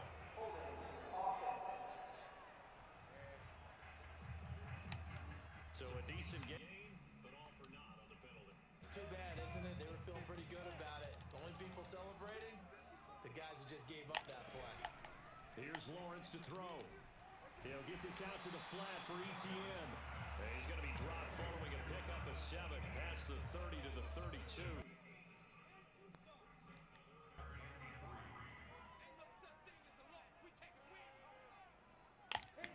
Lawrence on 3rd down. Got a man and he hits him in stride. And he is going to have a Jags first down as they're able to get the 3rd down conversion. When you're struggling on offense, you're looking for anything possible to get you going. Sometimes you do it like basketball teams that don't normally press. You put a press on, bring people to life, make them move a little bit quicker. Maybe that'll help them as they Ooh, good pressure. Good pressure. Who brought that pressure?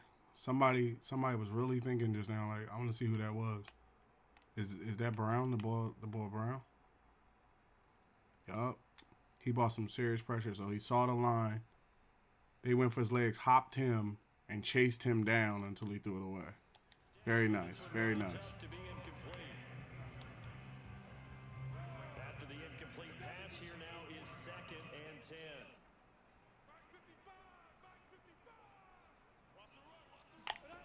Now Lawrence to throw. And they will not get the connection there. It's incomplete. Some of the fans here don't seem too happy about what we've seen in this first half. No, not at all, and I understand why. They look lethargic, out of sync, and it shows on the scoreboard. Get him, Cox. It's on you. Oh, my.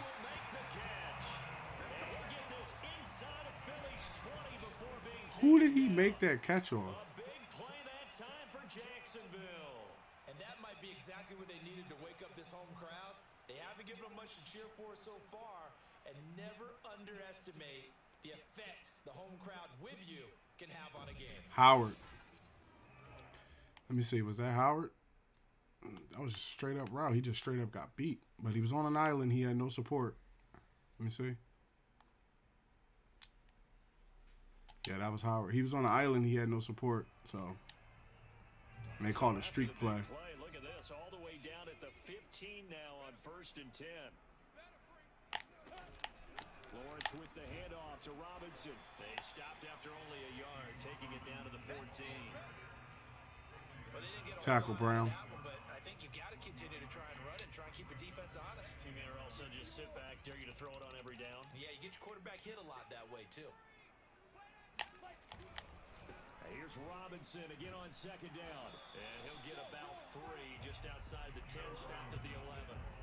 Earlier this half, you were wondering how the defense was going to handle him defensively. Were they going to bottle him up at different levels, so to speak, is what you said. What have you seen so far? Well, I think they've been absolutely terrific because it feels like on every play, when you clicked on Good the stop. or stopped it, you would see 11 shirts of that same color right there in the frame trying to tackle it. That's what you're looking for. Now a field goal try coming up here for the Jags. From the right hash here, should be an easy one. And his kick is good.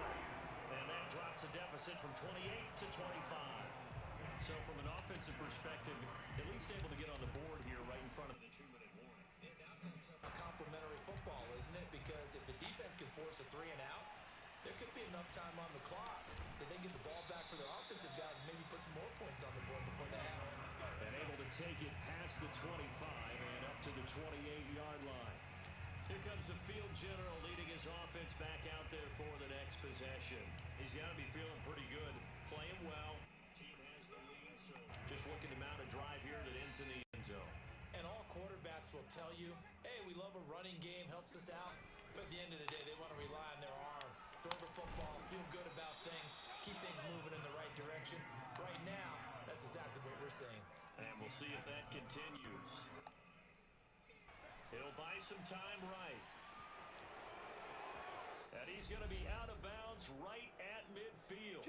1:58 left to play till we hit halftime.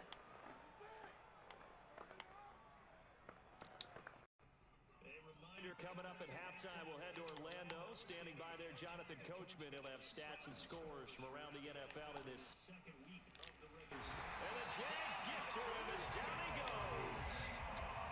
And the offense moving quickly to the line. 2nd and 15. Forced out to his left. And he will slide to a stop. He does have the first down. So here's a 1st and 10 at the 38. They'll drop to throw. And he's got his man in stride, complete. And all the way inside the 15 before they drop him. From the 13 now, they work on 1st and 10. And he will not make it back to the line of scrimmage as he's going to be taken down. Now the Eagles will use the second of their timeouts as they'll stop it with just over 40 seconds to go in the first half. After the sack, here's 2nd and 11. Now back to throw. Escaping the pressure. Abraham. And that's going to be caught for an Eagles touchdown. A great play there. With 2 touchdowns of the season, both in this game. And the Eagles continue to roll. They have really had their way so far in the first half, but they wanted to continue to build on their lead. They know that no lead is safe in this league, so they decided to try their best to get one more as they headed into the half, and they got it done. Now Younghoe Koo for the extra point.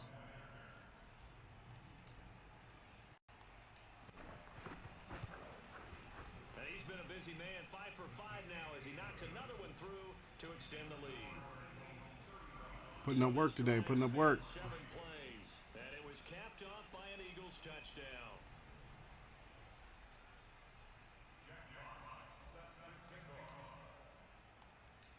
Out is the kickoff unit as they run up and send this one away. And they will not get a chance to return this one as it's through the end zone for a touchback. And the Jags going to go on offense now late in this first half. And with the score where it is, even though I think they'd love to get back to the locker room, they'd be forced to try and get out of this drive. Come on.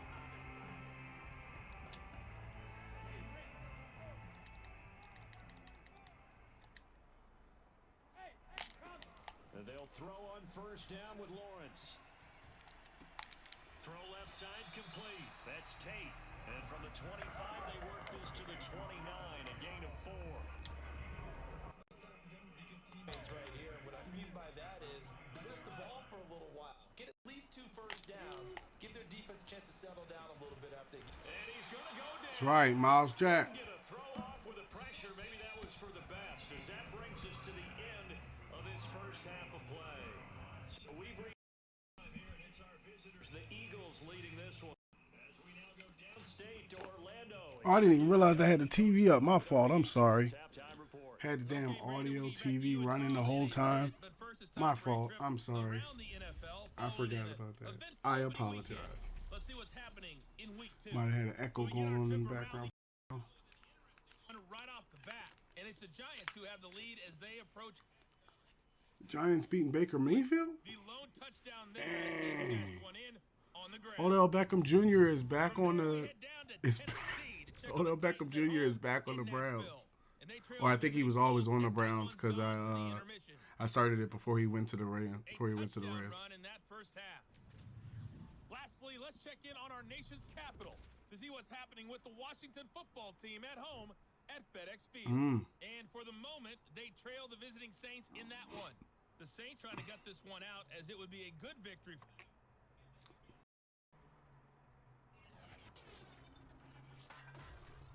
Time now for a look at the next-gen stats in that first half for the Eagles. And it's been the passing game that's been the story. They have feasted on this secondary to the tune of 200-plus yards already through 2 quarters. As successful throwing the ball as their counterparts were, but they still were able to move the ball reasonably well in that first half. Going through deep ball. Adjustments for the second half. Guard their deep ball. One of these teams is going to emerge 2-0. But who will it be? To find out, let's go back to Brandon. Oh, these guys want to know? All right. Oh, 1 second.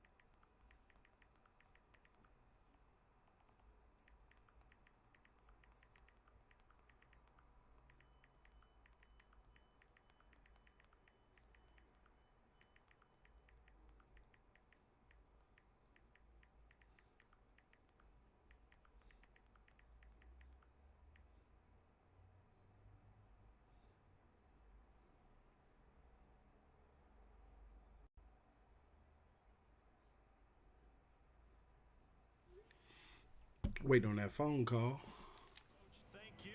They're 1-0. I didn't know they was 1-0. Number 3. The Jaguars with work to do. They trail here as we are back underway on EA Sports. And this will be a touchback as that sails over the inline.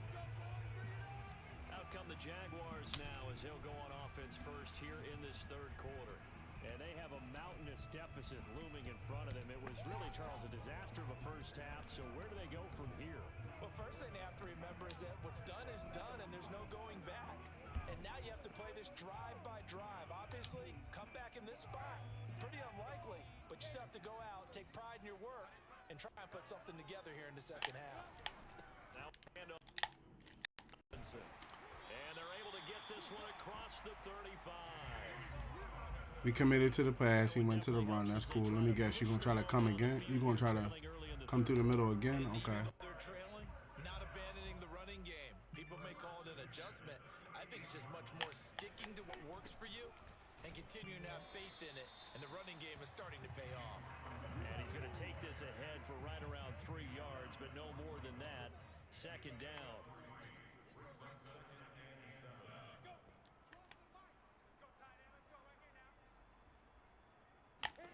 From the 41, Lawrence. It's a short one here, complete to his tight end. And he'll go out of bounds. 5. I do have to admit, I like it when it all Under comes smoke. together. Let's see how they line up. The top part, Oh, no. catching the football, right? Whether you're catching it with your hand, comes together with the legs. That was my fault, or it was on them. Did a little toe tap to stay in bounds and complete the catch. Great job Yes. by our crew on the camera shot. Love when you see the grass or on the field turf, those rubber pellets flying up. Great catch. Now after the false start, they need 8 yards here. Now Lawrence. Incomplete. Two, it's down. Here's Michael Pilardi now as he's on to punt for Jacksonville. Over 50 yards of punt so far as this one's away. Hopefully it's not holding. Ah. Come on, Rocco. Accepted as it moves the offense backwards. So the special teams penalty cost some yardage there as they come out on 1st and 10. Looking to throw. Ooh. Oh, That was dangerous. All right, Tuitt is now hurt. He's the first injury of the new season. He is playing left end. We're going to bring Josh Sweat in. You are done, sir.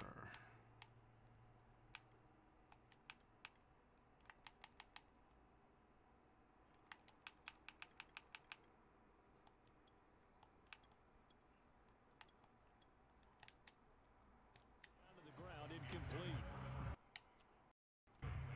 So now 2nd and 10 after the incompletion on first down. 51's the mic, boy. 51.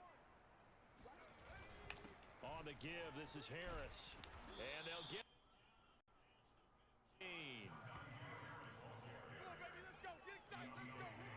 When he runs, he seems to do a nice job of knowing when to be patient and find the hole, and then when the hole is there, he goes quickly. You're exactly right. He knows how to just take off, but you know what else?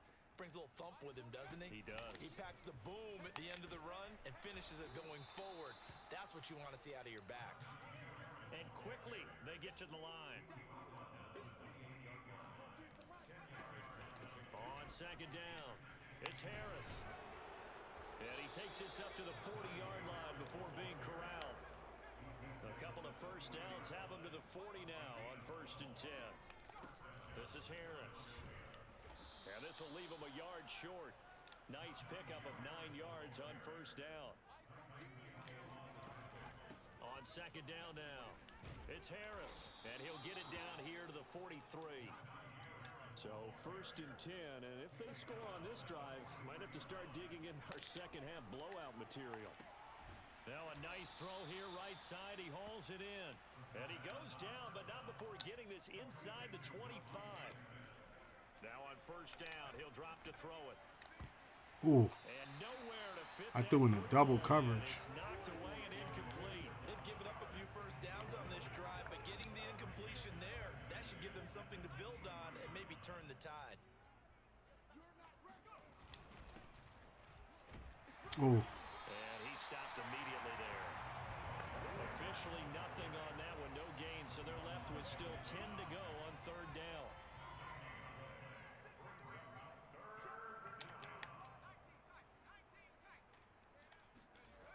Back to throw here. Flush to his right. He'll have a first down inside the 10. And he will reach the 8-yard line before going out. These type of plays are back. They thought they had him hemmed in, thought they were going to get him on the ground with the pass rush, but were unable to do so. He gets away, picks up a big first down, and sets up 1st and goal inside the 10.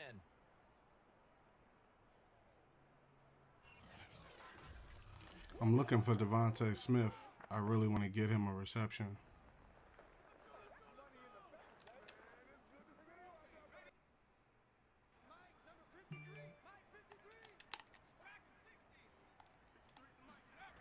Now a play fake here on 1st down. Rolling to his right. And did he get the feet down? No. They'll incomplete toward the back corner of the end zone, but he could not get the feet.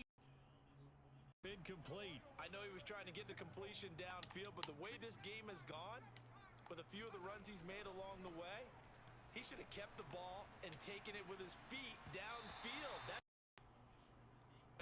Instead, he thought to himself, I'm a quarterback, I've got to throw it. He bailed out the defense with that incompletion. 3rd and goal as they look to pour some more salt in the wound.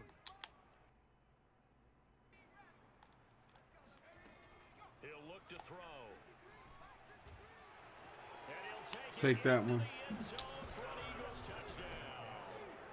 An 8-yard touchdown run. And the Eagles go nearly the length of the field and finish it off with 6 points.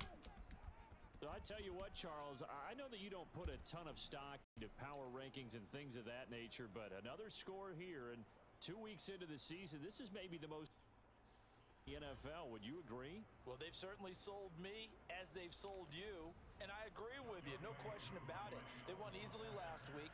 They're on their way to here. They're definitely a team to be reckoned with, and they are serving notice to the rest of the league. Sure, putting in that work. And the lead will swell by 1 more.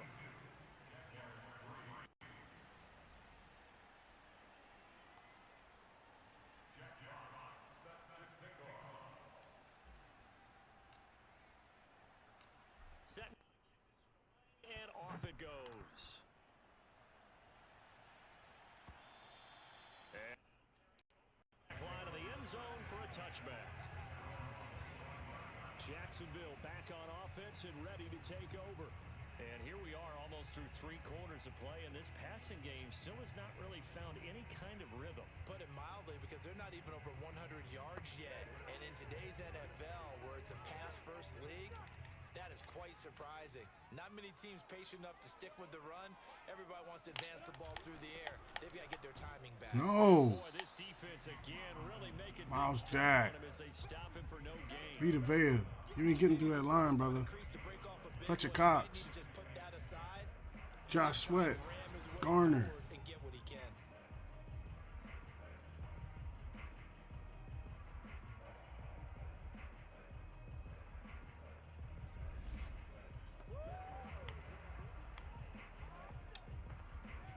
Officially nothing on that last run. They'll try again, 2nd and 10.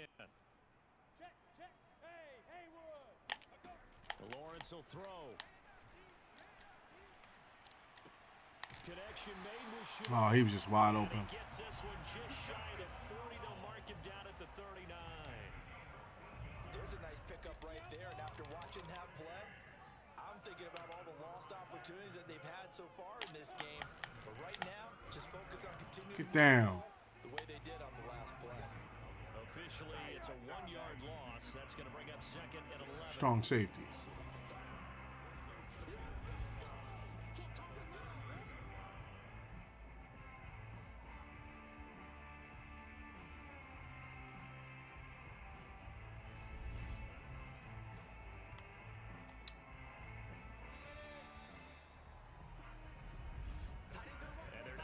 To the line to run another play. So we will switch ends as the 3rd quarter has come to a close. You are watching the NFL on EA Sports. Back now in Jacksonville. 38-yard line, 2nd and 11. And this is a blowout so far as we get set for the 4th quarter. Oh, he juked the crap out of me. I tried to put the juke hit stick on him. That was a nice juke. Decided a while ago, and that completion there is going to artificially inflate his passing numbers. So right now, probably his agent as he thinks about angling for a new contract. On 1st down, Lawrence. It's a short one here, complete to the tight end. And he's got this down a yard. It certainly feels like there are more stars at the tight end position than there were even 10 years ago. Oh, yeah, definitely. The tight end position has really stepped up. They're receivers now. They're basically receivers. They're like the 5th receiver on the field.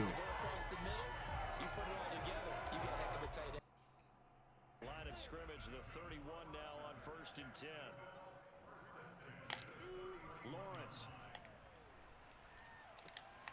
Got a man and he hits him in. Good wide open field tackle, Daniels.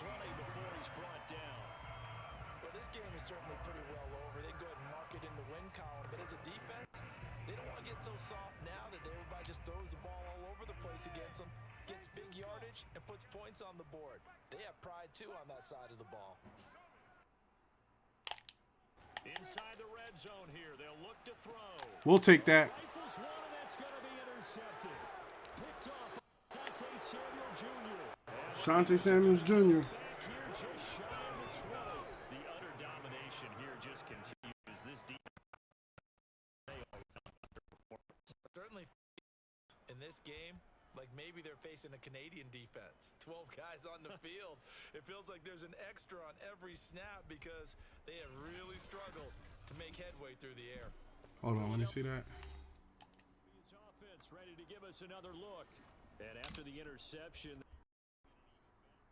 with the ball and a comfortable 4th quarter lead.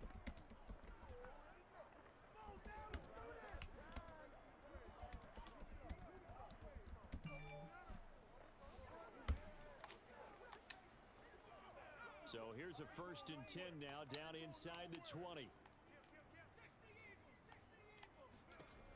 They'll try and start this drive in the air. Out to his, and he can't find. That was dumb. I ran into the line. And he goes down. And now they're in the hurry up. Here's a play fake as they set up to throw. Sliding out of the pocket. And now we'll get a timeout. Looks like we've got a Jaguar in some discomfort down there on the field. While the training staff works on him, we'll step aside and be right back. Facing the prospect of a punt from their own end zone, they need some cushion. Let's see what they can do on third down.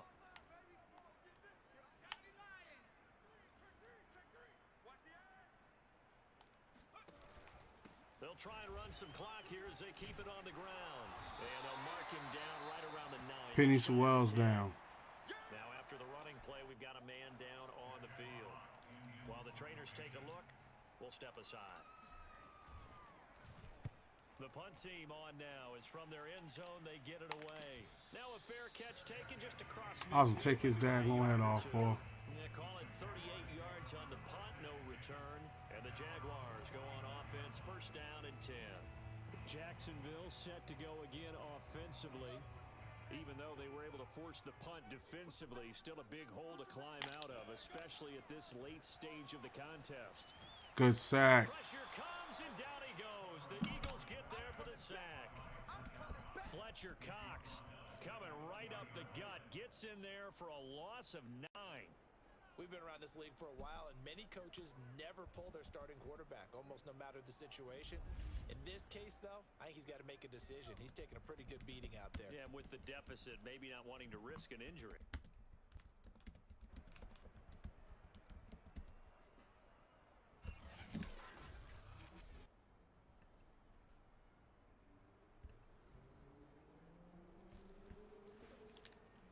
Bruce shoulder will return soon. No, you won't. Your day is done, sir. Let's rotate the line. Lander Dickerson's now in. And then, who's that other guy we got? Hardy is behind you. Get him some reps. And then bring in the center, Knoll. Then at right guard, bring Daniels in. Hardy there. And bring in Johnson. Put Johnson ahead of Knowles. Yep, that's how we're going to run things. It's not next man up. I don't like that next man. It's more team ball, you know. He got hurt, so somebody on the team's going to hold down the position for him. Destroyed him.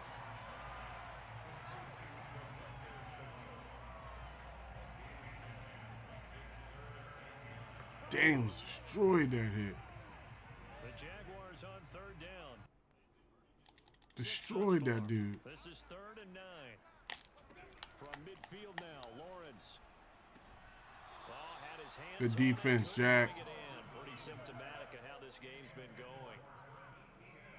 He did a fine job there of not hitting him before the ball arrived, and I've got to tell you, you can often mistime that play because of the angles of you're going to get him. Sometimes you panic as well and think, I've got to be there right now.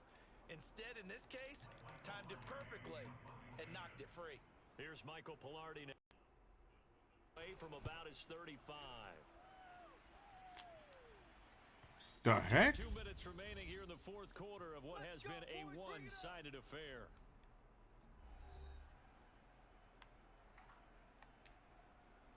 So it's Eagle football here as we get you reset. And they have just about put this one on ice as they 10. And he's tackled a yard short of the marker. Good gain of 9 on first down. Up at the 29 now, they'll head to the line, 2nd and a yard. All right, y'all, that's that phone call, so I'm going to be taking this break.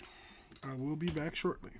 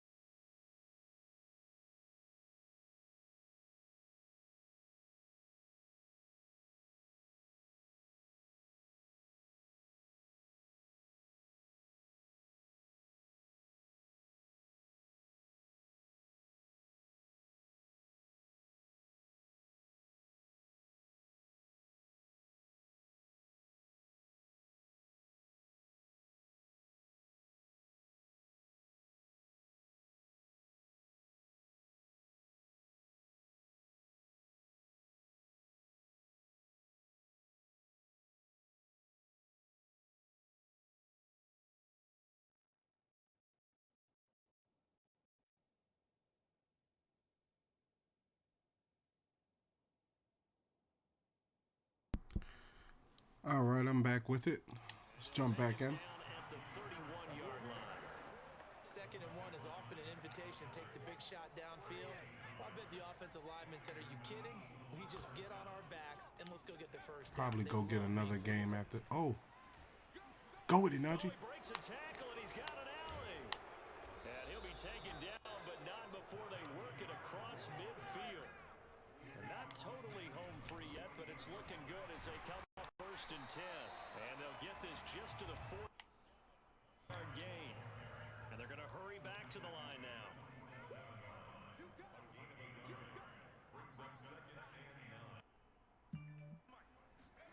Now it looks like he'll throw here. Steps away. And he will slide to a stop. He does Try to have put the another score first on them. down. I mean, I ain't got nothing against the Jaguars, but experience points is experience points. With 2 remaining, we'll be back after this. All runs on this drive so far. On the ground, it's Harris. 114 yards rushing for him now as he has been tremendous. The last run got 6, now 2nd and 4. They'll roll him out right. Devontae Smith gets his touchdown before we get out of here. That's what I'm talking about. And the blowout continues. Yes. Looking like Yes. they're on their way to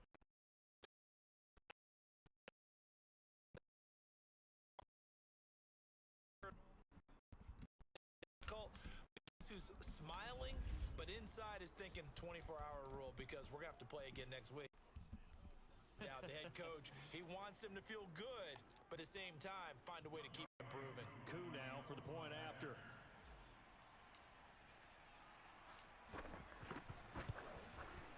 And this was Yeah, we wrapped this one up a couple quarters ago. so that drive 7 plays in length. The result, Philadelphia in the end zone. The kickoff unit is out on the field, and they will send this one away. Returnable here for Davis. And he won't get this to the 20-yard line as he's down at the 19. The Jacksonville offense set to begin their next drive. This is just an exercise in futility. Do you even bother? I wouldn't, because now is not going to erase what's happened during the They're game. going to go down the field eventually. The game was really lost, but this is not a situation now where you're going to make up for anything. We'll see what they do here. Looking to throw again on 2nd down. Lawrence. Oh, he caught it. It's going to be caught. It's Chenault. And he's taken down right at the 45-yard line. See, that's the stuff I don't like, especially when you're asking me for $16 million a year. That's the stuff I don't like. Defensive guys, they're just saying, hey, But, you know, they've held him in check all the way till Fully accept them, won't they? It makes somewhat, their what, job like that the fourth much quarter? easier when they're scoring that 20 many seconds points, left, you know? allows them to Yeah. play with a totally different style and a different flow. So for Philadelphia, it was a great all-around performance as they come out of this one with the victory. And they will head home for next week's contest. That is against Washington. Meanwhile, for the Jaguars, they'll fall to 1-1. And they'll try to get back to their winning ways next week as they head to Indianapolis to take on the Colts. 3 more touchdowns, no interceptions. All right, so let's move forward a week and let's see what we're going to get with this contract situation. Because I'm pretty sure it's going to say some players are ready to negotiate. So we should have the re-sign window open this week.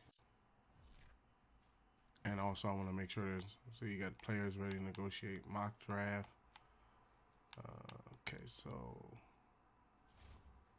Najee's ready. Oh, Devontae Smith and Najee is ready to negotiate. Okay, so I would definitely sign Devontae first, being a bigger hit. He wants $78 million over the course of 4. The man's an X factor. Even in rating, he's number 9 wide receiver ranked in the NFL, top 3 receiver in NFL type thing. I feel as though he's like top 3, number 1 right now in the game. He's going to develop. He can possibly develop to that in life.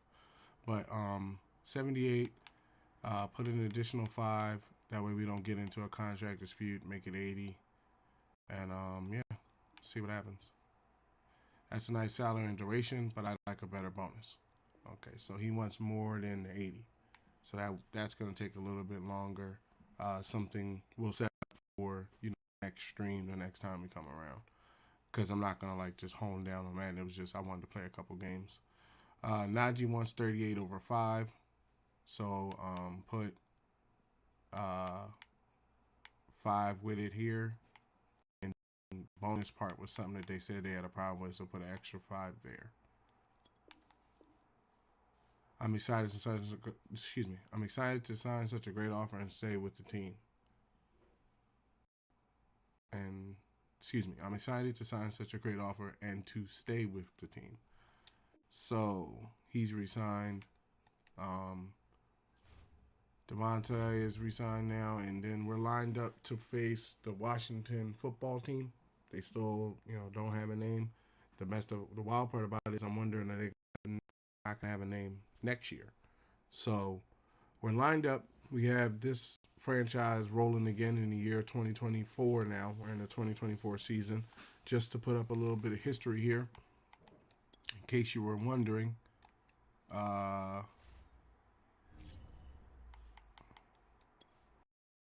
years, how it's gone is in the 21 season, the Cowboys made it to the Super Bowl, and the Baltimore Ravens beat them. Jimmy Smith was the Super Bowl MVP. A lot of random stats are not going to be filled. Like it says, Jalen Hurts was a quarterback. Oh, I'm sorry. Excuse me. The MVP and the NFL MVP was Jalen Hurts, right? The Coach of the Year was Urban Meyer from the Jaguars. Okay. Offensive Player of the Year, Patrick Mahomes. Defensive Player of the Year, Von Miller from the Rams. He did get switched over to the Rams. That's why I was surprised that Odell Beckham went back to the Browns. I don't know how that happened. Offensive Rookie of the Year was Justin Fields. Defensive Rookie of the Year was Christian Barmore, right? And then the following year, Philadelphia Eagles won the Super Bowl. MVP was Najee Harris. NFL MVP was myself. Coach of the Year was our coach, Emmanuel Ortega. Offensive Player of the Year was myself. Defensive Player of the Year was Aaron Donald. Offensive Rookie of the Year was me. And Defensive Rookie of the Year was Luke Walsh, right? Then we move into 23. We came back to the Super Bowl again. This time we went up against the Chiefs. We beat them. The Super Bowl MVP was Patrick Surtain II. This was something that I'm glad I looked up before I, walked away from the stream, or before I kind of, just traded him away. What you call it? That I was, I'm glad I saw this to remember he was the Super Bowl MVP. Like he called a crucial, I think, interception. It was either an interception or a fumble, something he did. I'm pretty sure it was an interception that he caught at like a crucial moment that kind of turned the tide of the game. So, this is his contract year that he's in. So, and we're learning from negotiating with Devontae that basically when you offer him basically a fair offer, you kind of got to put 5 or 10 million with it, So I'd rather, even next year, I've already decided, I was thinking while I was on break there, what I'm going to do is when we do get to next year and all the wide receivers and my quarterback and all that is due, if it comes down to it, we'll just run a debt.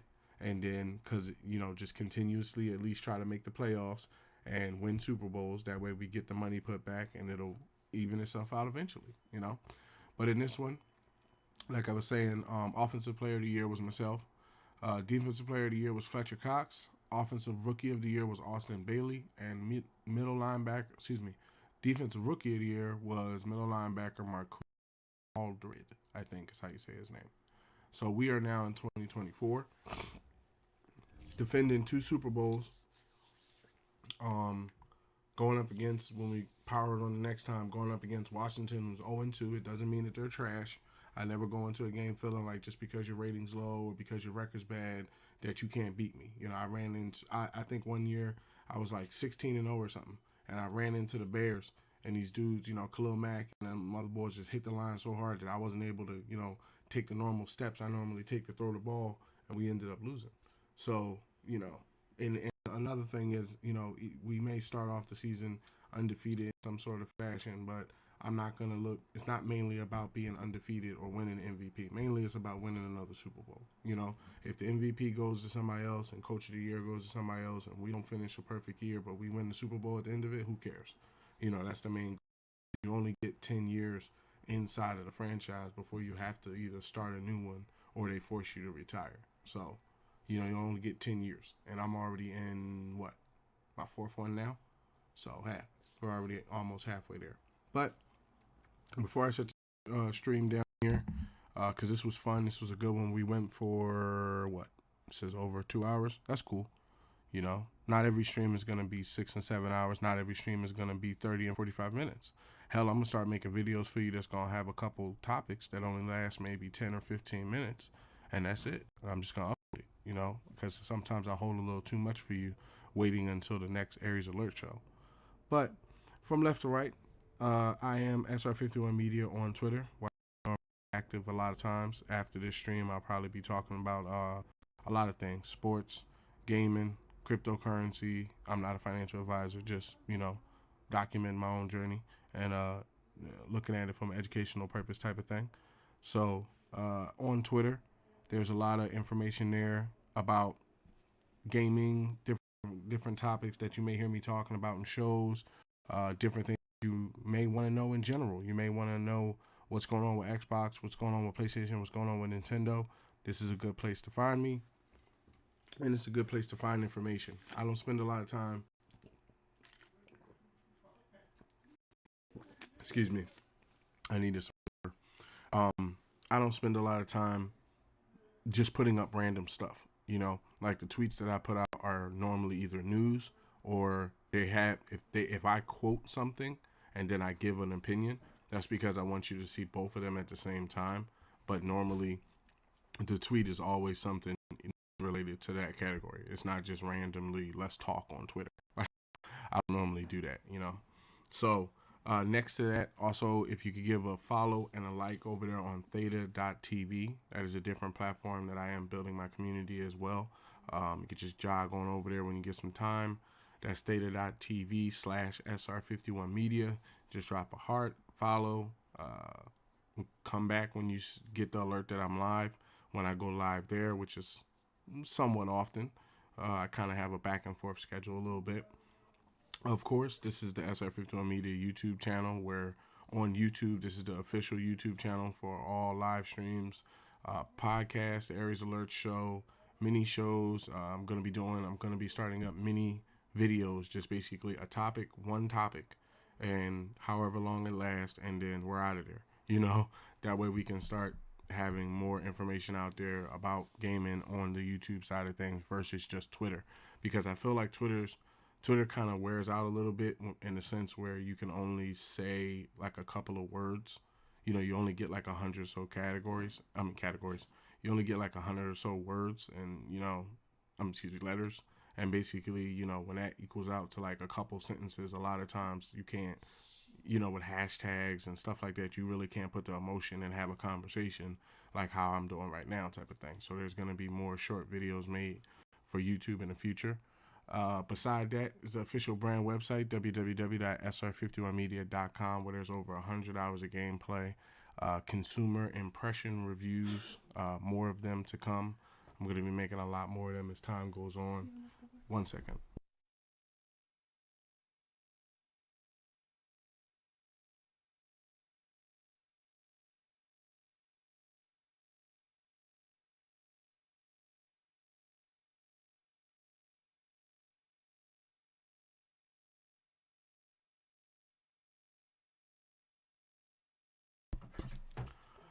So right beside that, as I was saying, is the official brand website, www.sr51media.com, where there's over 100 hours of gameplay, consumer impression reviews.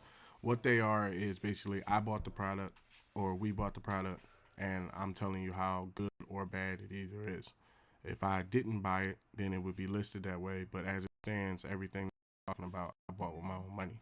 So that's why it's a consumer impression review and not just your standard review with, you know, someone gave it to me type of thing. So once again, this has been amazing. As far as when the next stream is going to be, it shouldn't be no more like maybe another stream tomorrow. I want to say tomorrow, but also at the same time, I need to kind of leave space to make videos about topics that are going on as well. Because when you think about it, if you see a good tweet that I put out on Twitter that's about a good topic, but then there's no video to give my detailed impression about it, then it kind of just leaves a blank space. So I'm gonna start taking care of that too. So it's not gonna cut into the streams, but it's something that will even. We'll find a happy medium. But like I said, I hope you had a good time in here today. I had a good time with you. Everything was connected, but I noticed there was a back and forth signal wise on a playback issue. So maybe I'll make sure most settings are either changed or downgrade them a little bit. We'll see about it, and I'll inform you the next time we boot up again. So have a good rest of your day. Make sure to come back, and thanks for being here tonight. Peace.